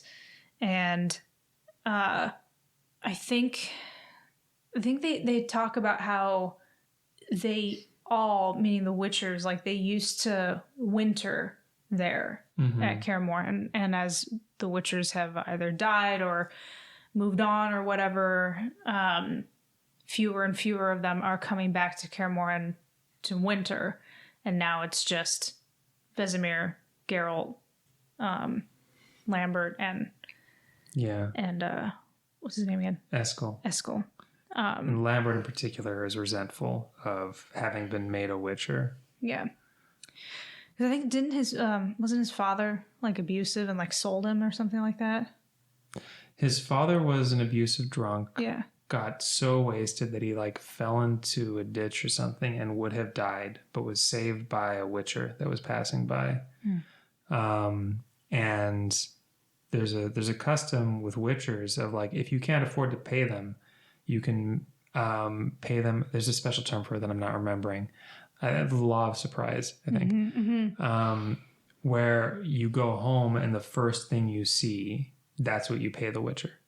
And Lambert met his father and Witcher at the door. So Lambert became the payment. Yeah. I mean, even that backstory is incredibly tragic and sad. And, especially when you're talking about young boys who have no choice, they have no say in the matter, and they go through this incredibly painful, terrible experience, and now they're kind of destined for this life on the road and a longer lifespan than maybe they even would have liked. It brings up an interesting question of like people who want to live forever versus people who, like myself, find the idea of living forever an actual nightmare. So if you are living this unnaturally long life and that's not what you wanted and you had no choice, well, that's all just very sad. But Kaer Morhen itself is crumbling. It's in disrepair because Vesemir is too old now to do the repairs himself. And they're almost like his sons. They're never around because they're out living their lives and being Witchers. And so basically when they come home for the winter, they're kind of, they make comments about how the place is falling apart and maybe it's for the best, there's a lot of terrible memories here. Maybe just let it go. And so it's all just kind of sad. But then, you get that moment where it's actually it's a funny moment where they're all drinking and you can get just totally like blisteringly drunk. It's an amazing scene, like in any kind of fiction, games, movies, whatever. Like I feel like that kind of drinking scene tends not to feel true to life the way that it does in The Witcher. Yeah, I actually was laughing out loud during that scene. And I don't always react that way to stuff, but I just thought it was genuinely hilarious and really well done and well written. And it is funnier the more you allow Geralt to let himself go and get drunker and drunker. And it is like a nice, scene of lightheartedness in an otherwise sad, heavy, baggage-laden place. I think I found it sad too, thinking like how tragic it really is. Like I said, they're not like an actual family. They're not blood related. But in a way, they are like a family. And how tragic it is when families fall apart or when they make no effort to stay in contact with one another. And, the patriarch and matriarch, or only one if the husband or wife has died, they're alone and the house is crumbling around them because their kids don't come to visit. And all the memories of that house and all the happiness and all the family moments just kind of fade to time because nobody can be bothered to come around and take care of that person. And so in a way, Kaer Morhen kind of reminded me of that. And it's super sad and tragic. Where the story goes from here is you find Ciri, who's been kept under an enchantment at the Isle of Mists. bring her back to Kaer Morhen, and the Wild Hunt attacks. The Wild Hunt, because they have this high elven blood, also have the ability to create portals, warp through them. But because our heroes know this is coming, they're able to use all the resources they have to bear, which can involve getting another Witcher acquaintance from Geralt, Letho, to show up to help. Kira Metz, the sorceress, can show up to help. Triss and Yenna are there. Krok's son Hjalmar shows up with Skellige warriors. Your friend Zoltan, a dwarven adventurer, also shows up to help, and you've all like put together this battle plan to try and stop the hunt.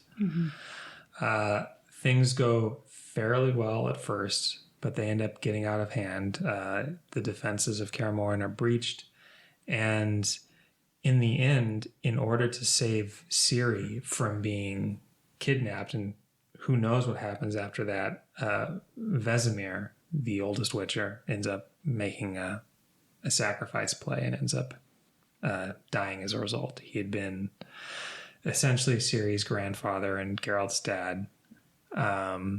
He's, I think, something like 400 years old at this point, and I think he just gets his neck snapped.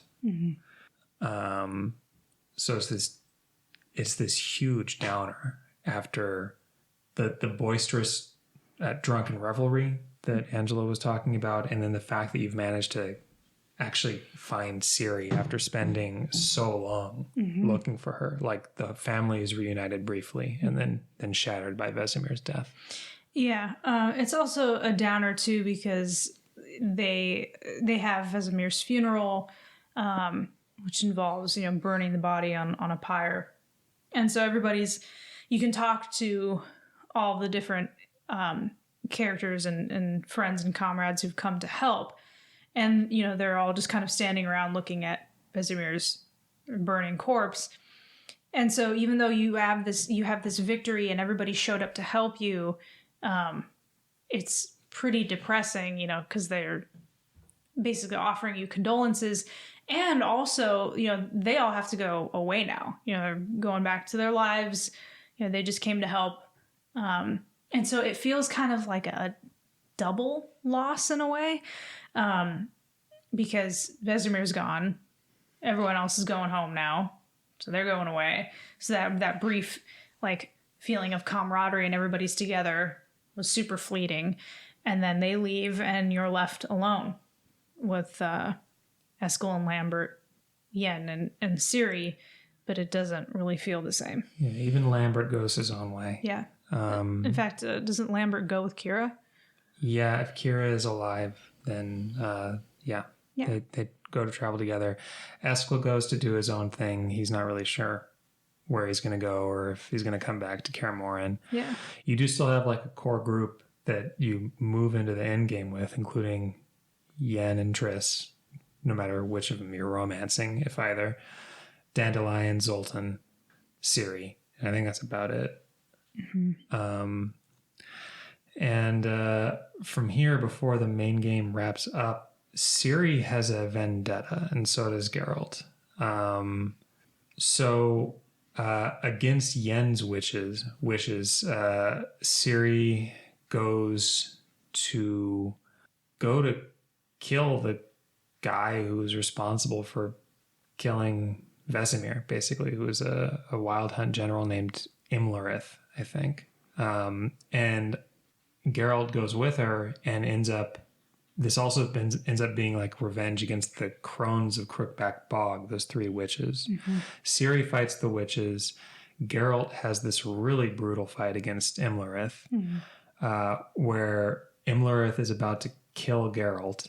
Then Geralt uses Igni, his fire magic, to burn Imlerith's helmet and face inside of it. It's fantastic.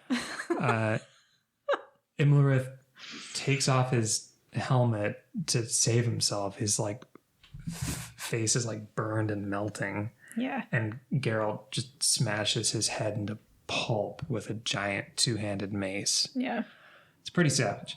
The thing with the witches goes only so well. Ciri manages to kill 2 of them, but the third escapes with Vesemir's medallion, which Ciri had taken when at the funeral pyre. So Ciri's broken up about that, lost this piece of Vesemir she tried to carry forward with her. And she has like an emotionally difficult experience over the end of the game to try and figure out what to do, because ultimately, like, her bloodline, her power means that she has to decide what she wants to do.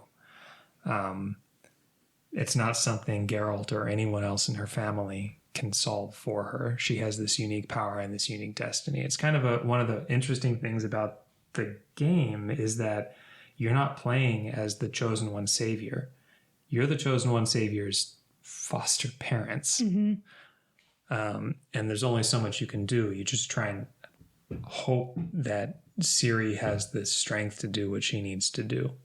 There's actually a not explicitly explained mechanic where, depending on how Geralt treats Ciri across several events in the game, Ciri might have the resolve to do what she needs to or not, and that can affect whether she survives. Yeah, I think like if you let her make her own decisions, mm-hmm.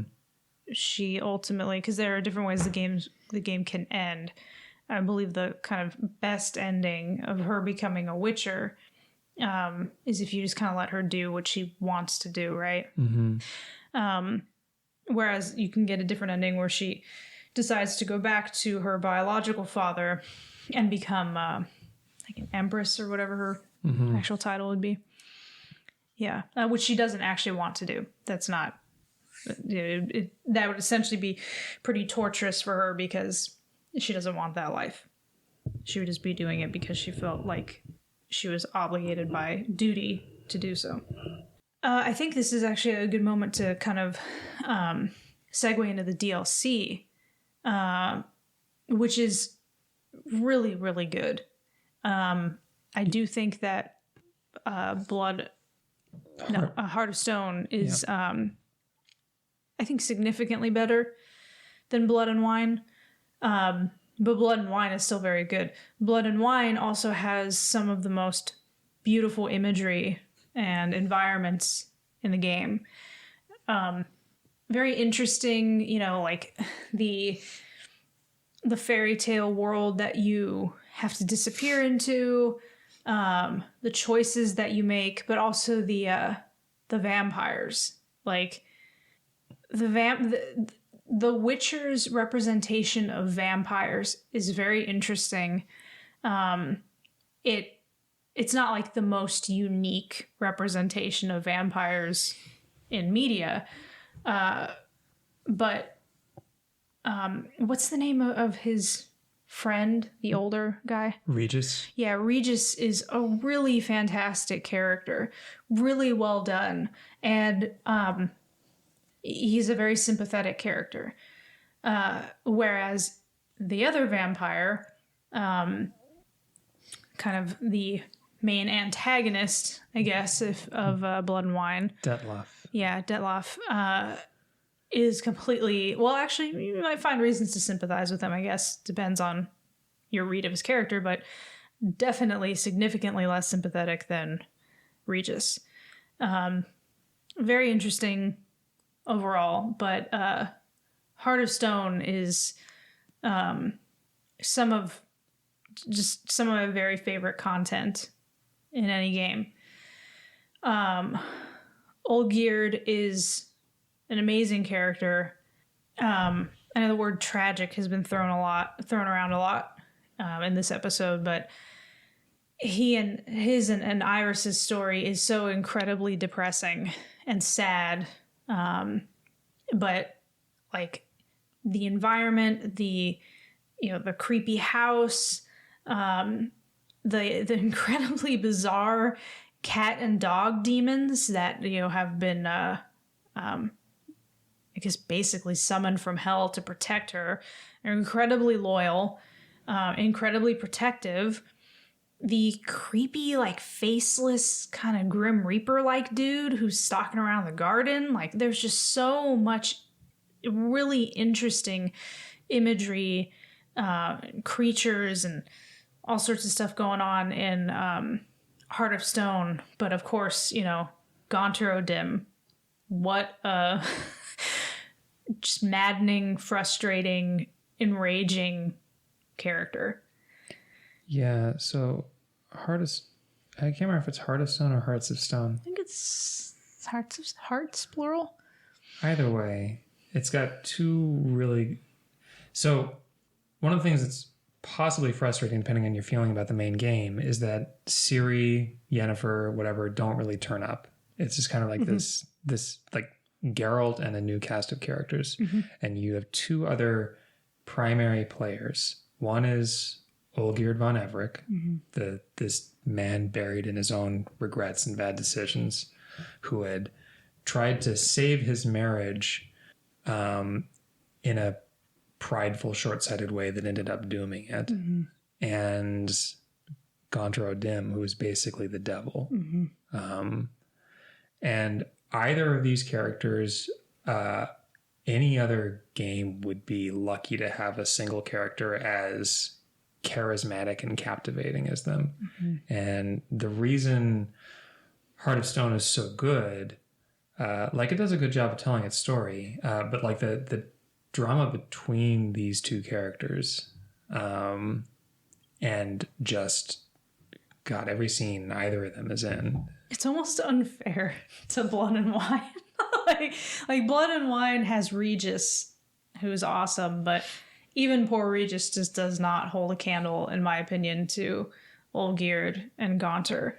I prefer Blood and Wine, and I'll get into it, but we can go through Heart of Stone first. You know, I like kind of creepy, macabre stuff. I'm not super big on like horror, but it's, you know, there are some horror elements that play really well in this DLC, but just you know, like haunted stuff and like ghosts and all that, I find super interesting. And so the whole process of reliving the relationship basically from the beginning of Olgierd and Iris's marriage to the end was just, it was done so creatively, having to piece together Iris's memories, and then once you complete the memory properly, then you can watch the memory play out. It's just so heartbreaking watching her watch her husband spiral out of control, and there's not anything she can do about it. I believe Olgierd accidentally kills her father, right? Yes. When her father is trying to serve divorce papers for her, basically. Yeah. One of the hardest scenes to watch is when he's telling her, I believe this is the same scene, he's telling her that he's leaving. Or it might happen right afterwards, but when she realizes that she's going to be stuck in this house alone with a demon cat and a demon dog and the faceless Grim Reaper dude. And like, that's her existence. And Olgierd is going away, and she will likely never see him again. And like, she likely just kind of hates his guts at that point, but there's still that part of her that loves him. And learning that she basically died of a broken heart, essentially just kind of laid down and let herself die, is super disturbing. It's the house, the favorite of your 3 set pieces, because there's also like the wedding that you go to with Shani, and you're possessed by Vladimir, I think is his name, Olgierd's brother. And then there's also the set piece of like the heist where you like put together the crew to steal Borsodi's house with the whole the auction. Yeah. So yeah, the House of Borsodi, that was actually pretty interesting. I think Shani's insufferable, so I didn't really enjoy the wedding as much, but the whole Geralt being possessed and saying and doing things he would never do was actually really entertaining, but Shani just kind of killed it. I just think she's a just incredibly boring, annoying character. But yeah, the house is without question my favorite set piece of that DLC. Mm-hmm. And, it's also really sad, too, having to make the decision. Do you take the rose away, which is the last thing Olgierd ever gave her, mm-hmm. or do you let her have it? And, there are pros and cons to each. And she doesn't even know what she wants you to do. Yeah, because she knows you take the rose away and I go away. And finally, I have nothing left that I'm hanging on to here. And I can finally be at peace. But then there's this question of, does she even really want to be at peace? Or, is there this part of her that is just so stuck in its longing that she just can't even bear the idea of letting that go? And she's afraid of oblivion. Yeah. And so it's incredibly sad, but... The dog and cat want you to take it, mm-hmm. but part of that is because they're stuck there.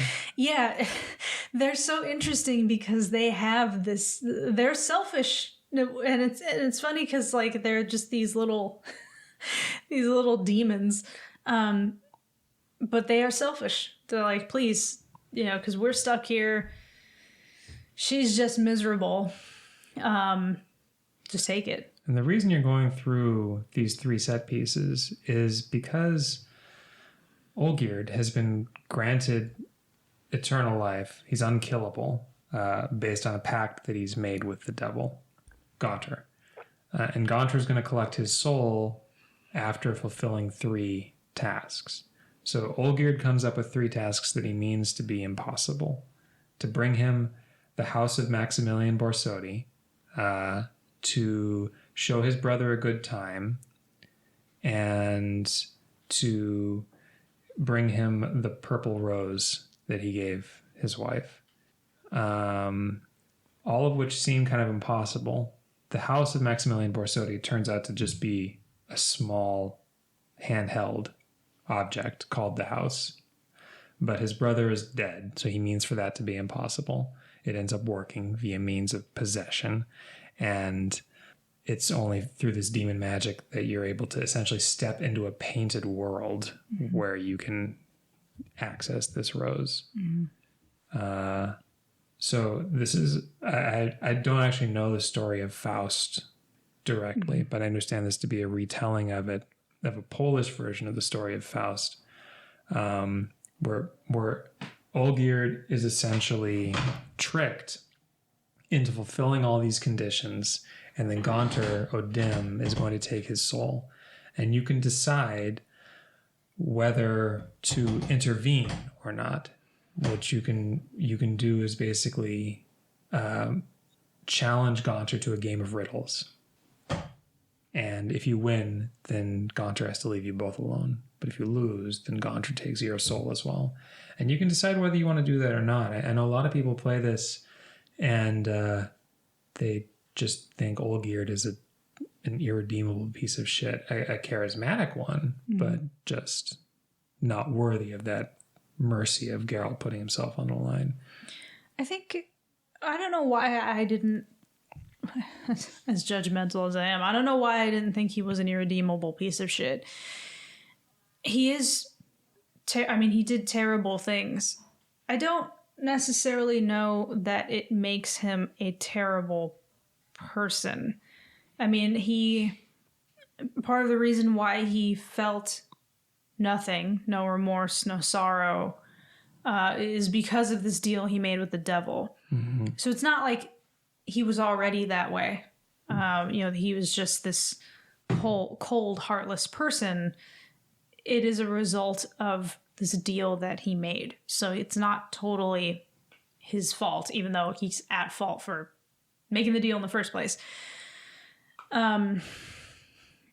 He was driven by love and devotion to Iris, also some issues of pride, which is actually interesting given that it's one of the deadly sins. So, I mean, without question, he was in the wrong. He made a lot of bad choices. I just don't think that all of his choices were fueled by him being a bad person or even necessarily a selfish person. I think he was too prideful. Pride was his cardinal sin, and pride was his downfall. I don't know. I think that is going a little too easy on Olgierd. Remember, he chose to have his brother die in order to, like, as part of the pact. Oh, yeah, I forgot about that. Which is not something he did while under the influence of being this emotionless, stone-hearted thing, right? Like, I forgot about that. The way I felt about it was like, it is probably true that Olgierd deserves to die. Mm-hmm. I think that's fair. But that wasn't the question at stake. Like, you've made that call before, like in the Beast of Honorton quest with that cat witcher, right? Mm-hmm. But what was at stake for Olgierd is either he lives or his soul is damned for eternity. Yeah. And I felt like that was too much for me to judge him to deserve. Mm-hmm. And I don't know that I would have stopped Gaunter from killing him, but like the idea of his soul being like trapped by the devil forever was like, that's too much of a swing in the other direction. And it seemed like it was more appropriate to spare Olgierd and just leave him with his regrets. Yes. Because now being able to feel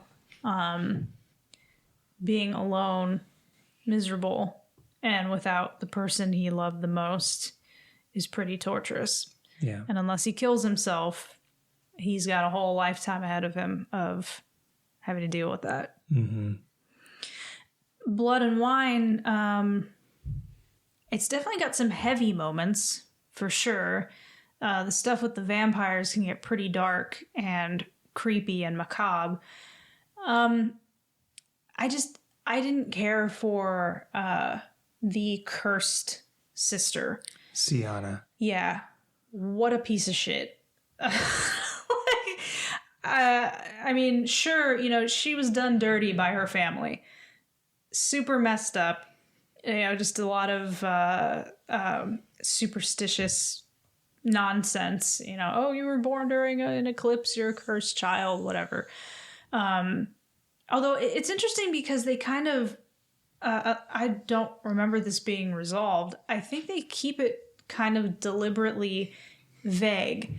Is she really cursed? Is some of her behavior really the results of this curse, or is she just a jerk-off kid? So this is in keeping with the books, and it actually comes up in the Witcher show, if you remember. Yes. The first episode, Renfrey. Oh God, I don't remember I don't want to remember anything about that show, but yes, I remember. The Curse of the Black Sun comes up, and it's the same dilemma, where Renfrey does seem like she is evil, but it's not clear whether that's a result of the way she's been treated because of knowledge about the curse, or whether she was actually like a bad seed. And it's the same with Sienna. Yeah.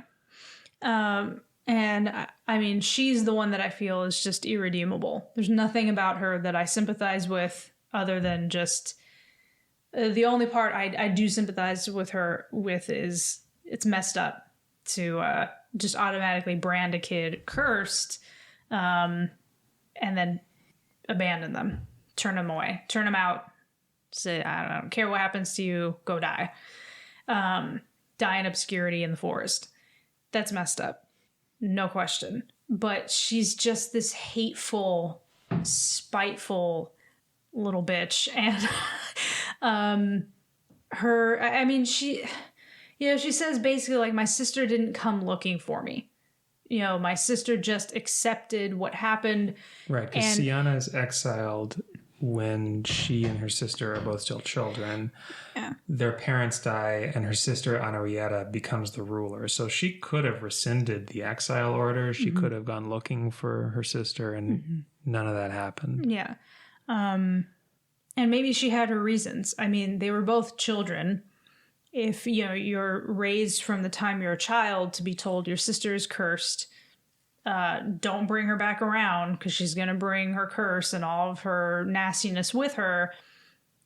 Kind of weird to expect that as an adult, her sister would suddenly not believe that anymore. Like, her sister would have had to have been given a reason to believe Sienna was not cursed.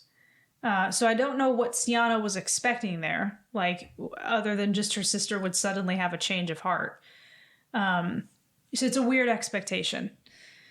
I get where she's coming from just a personal feeling of abandonment and why didn't you come looking for me? But again, it's just like she was raised from childhood believing you were cursed, and she's been given no reason to believe otherwise. So why are you thinking she would believe otherwise? Mm-hmm. It's weird. The fairy tale world is super interesting. It's got a lot of humorous moments. Just one of the things that I don't understand, like, you can have Geralt bang whoever he wants if there's an opportunity to bang them.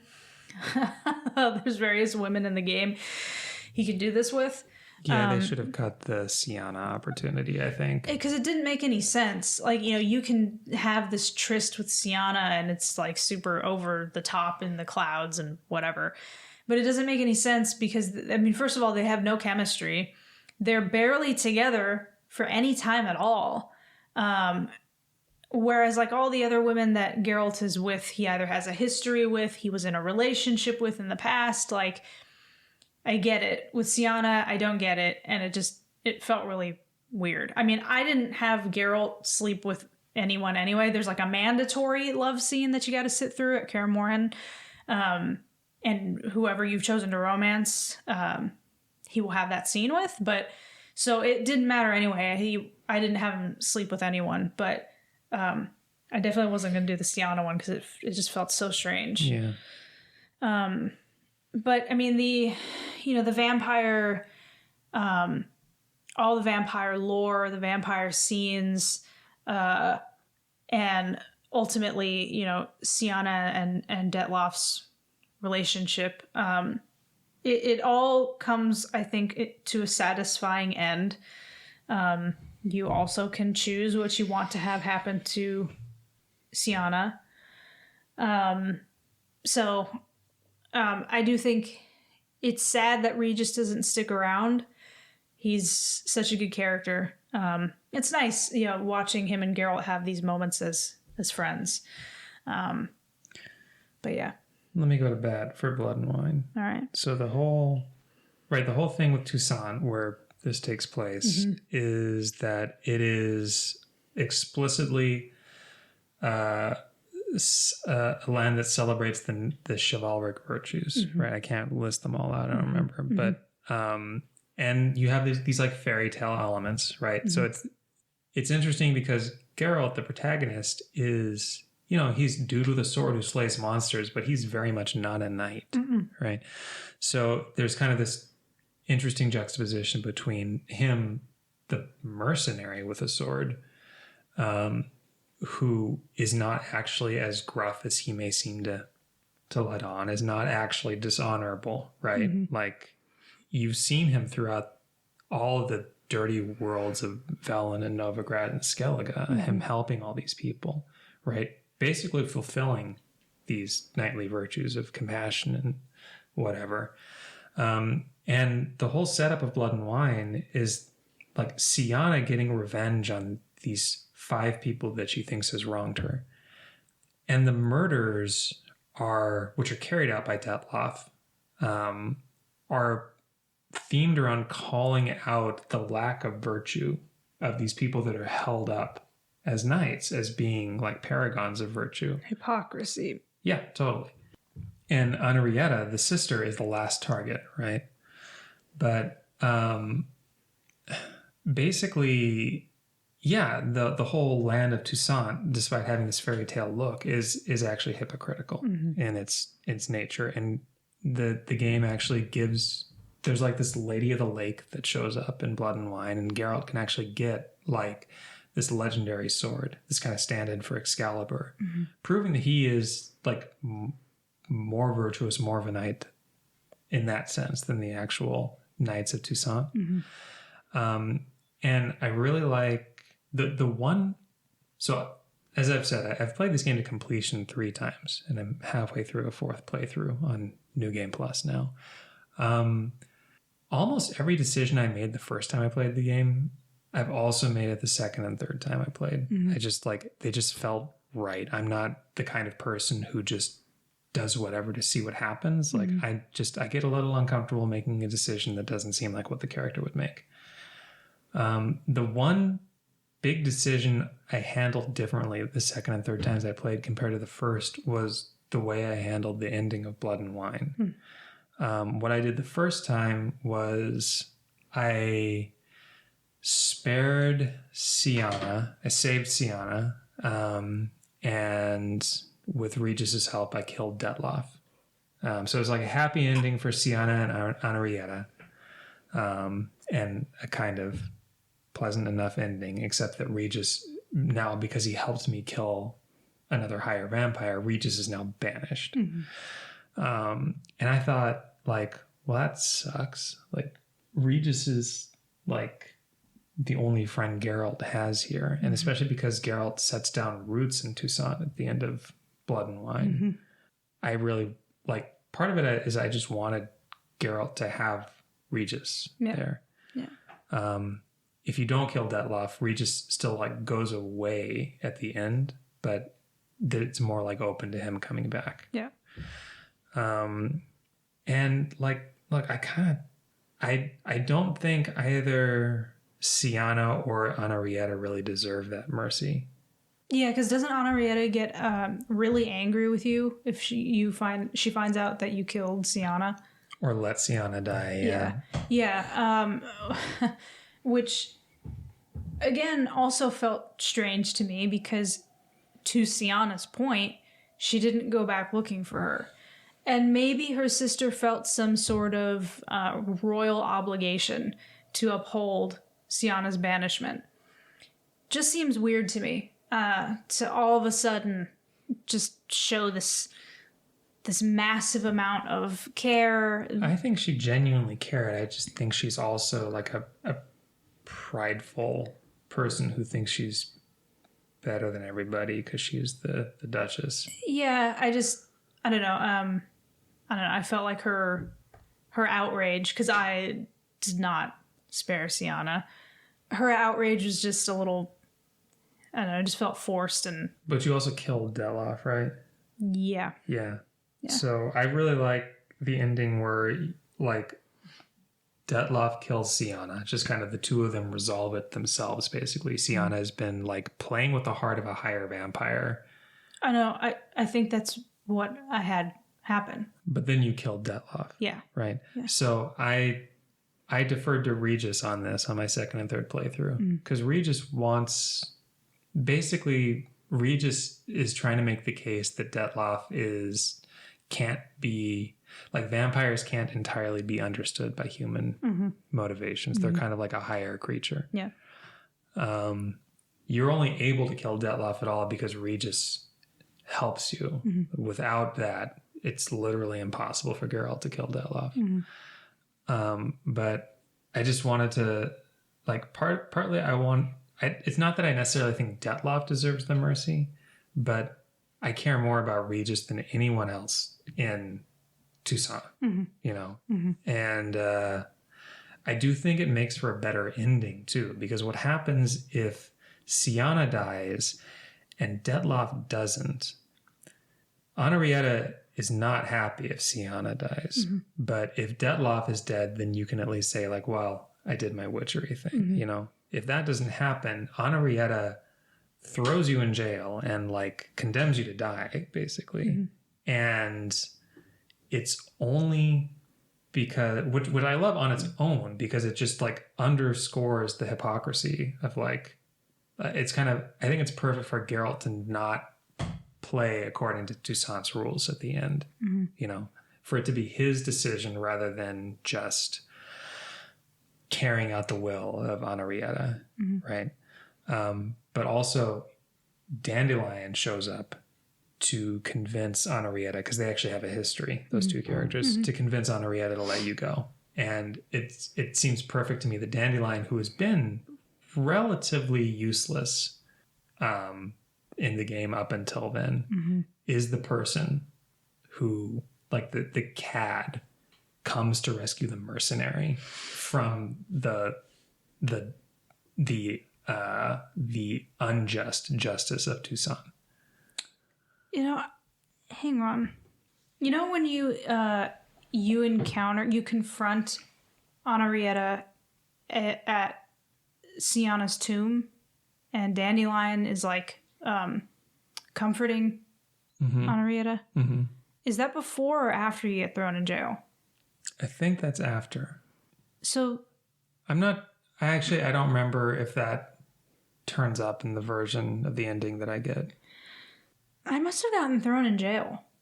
I don't think I was watching you, because I've seen this whole thing, but I don't think I was just watching you do that. I think I did that. So I'm trying to remember. I think I know for sure I had Detloff kill Sienna. Mm-hmm.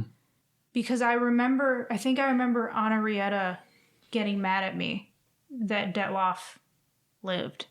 Yeah. So I think my ultimate decision was I let Detloff kill Sienna, and then I let Detloff go. I wonder why I let Detloff go. Maybe I felt like he... Yeah, it doesn't seem like something you'd do. Yeah. Do you remember fighting Detloff? I do. I don't remember Regis telling me he was banished. We had like some drinks in the cemetery, but... So Regis leaves either way, but in one case, it's because there's like a very powerful higher vampire in Toussaint, the Unseen Elder. And if Regis is complicit in killing Detloff, then Regis is no longer welcome in Toussaint. Like he's basically got to go because he's persona non grata or vampire non grata. Yeah. The other way it plays out is Detloff needs time to recuperate and learn to be a moral person again. Because remember, Detloff used to be essentially like a folk hero. And Regis goes with him to help him make that transition.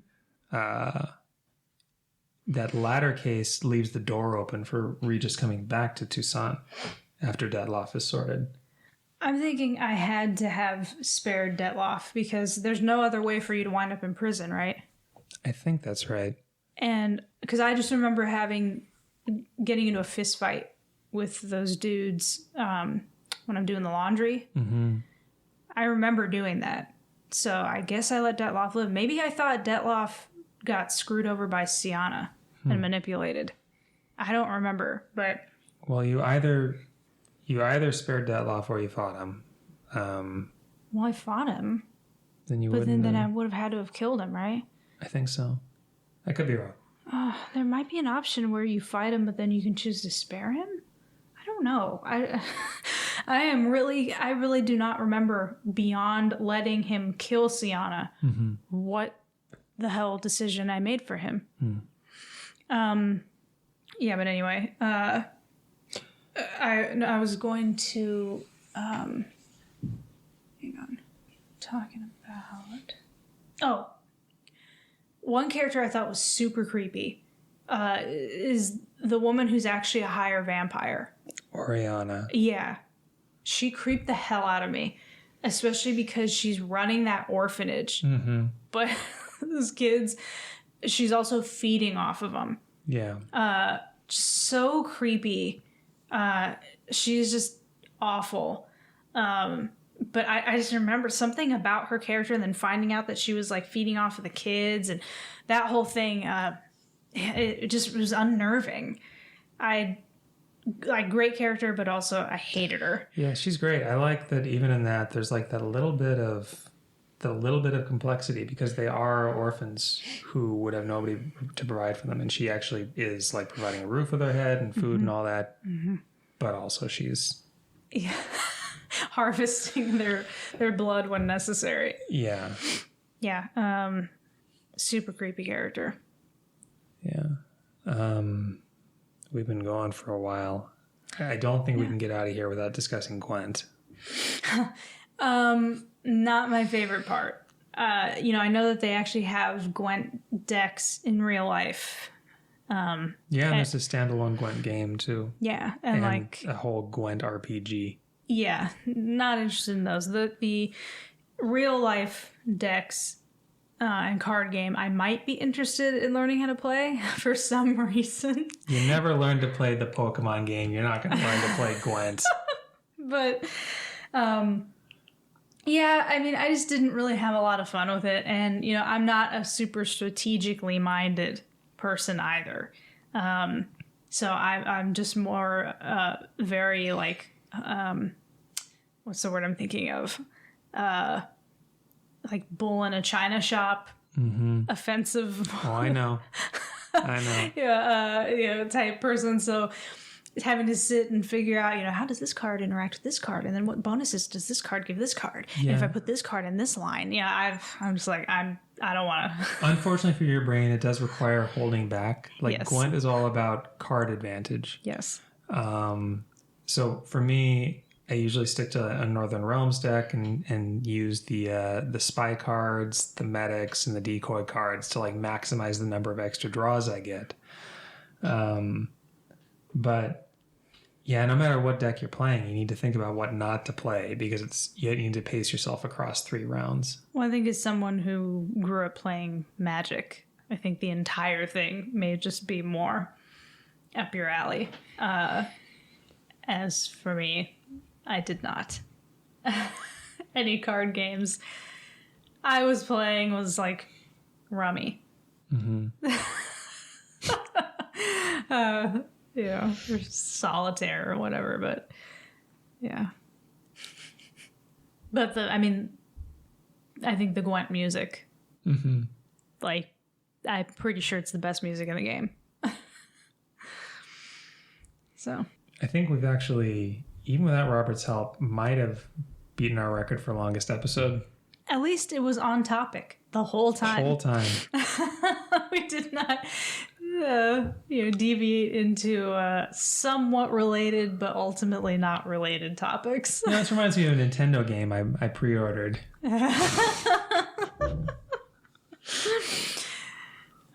This is all just gentle ribbing of Robert. Obviously it's nice having 3 people to bounce different ideas off of, but also interesting to have these kind of long form discussions with someone who has played the game too. In my case, my special sweetie. But so those are our thoughts on The Witcher 3, The Wild Hunt. So what do you think? Thumbs up or thumbs down? Big major thumbs up. Oh, okay. Yeah, One me of too. my favorite games of all time. And if you have not played it, you should consider it. I noticed that in the last year, I played a number of open world games, and open world has never really been a genre I've been super into, but I think Witcher 3 is a very excellent example of how to do an open world game well. Yeah, we've really not been talking about gameplay mechanics much at all. There are aspects of the open world in The Witcher that I don't really like that much, like all the level gating of everything. And just, especially when you get to Skellige, there's just so many question marks on the map. Yeah. But despite that, it really does work. And the reason is just like with an open world, you got to be motivated to engage with it, and it's got to be rewarding. And in Breath of the Wild, that's over every hill, there's some new mystery to explore. And the world itself is, for me, I can't speak for the Breath of the Wild haters at this table, but like just the exploration itself is the joy. And in Witcher, it's the stories. Yes. It's like the atmosphere and all the little morality plays, all the little detective stories, all the little situations Geralt confronts. They are the best written set of side quests, probably from any game I've ever played, and certainly for any kind of open world game. Like the level of quality of the writing in The Witcher is on another level. As I understand it, that's only really possible because cost of living and cost of production is lower in Poland, so they're able to just throw more people and more money at the problem. Yeah, I mean, Yakuza 0 has some really amazing side quests and storytelling, but Witcher 3 really hits it out of the park. And in the interest of respecting your time, which you've already devoted a lot to, I won't jump into gameplay mechanics very much. I'll just say I was not happy with how long I had to walk around looking like an absolute court jester, a total clown, a total fucking buffoon, before Geralt got anything remotely cool looking. And also, the bane of my existence, armor and weapons that get damaged and you have to repair them. I hated it. Hate it now. It is such a... All you need to do is keep a couple of kits in your inventory. I always had kits. I still hate it. I think it's stupid and I don't enjoy it. That's fine. I don't really think it adds to it. But I'll leave it at that. The gameplay was fun. Like gameplay wise, mechanics wise, the game is fun. Combat's okay. Combat's good enough. The building, like the character builds, I think are fun in Witcher. Yeah. Yeah, I mean, the combat isn't like the best. You wouldn't play the game for the combat, but no. It also doesn't really detract. Right. And once you can use spells like Igni's fantastic. Setting people on fire, very satisfying. Their screams, they feed my soul. Okay. But yeah, so thank you for listening. Again, if you haven't played Witcher 3, go play The Witcher 3.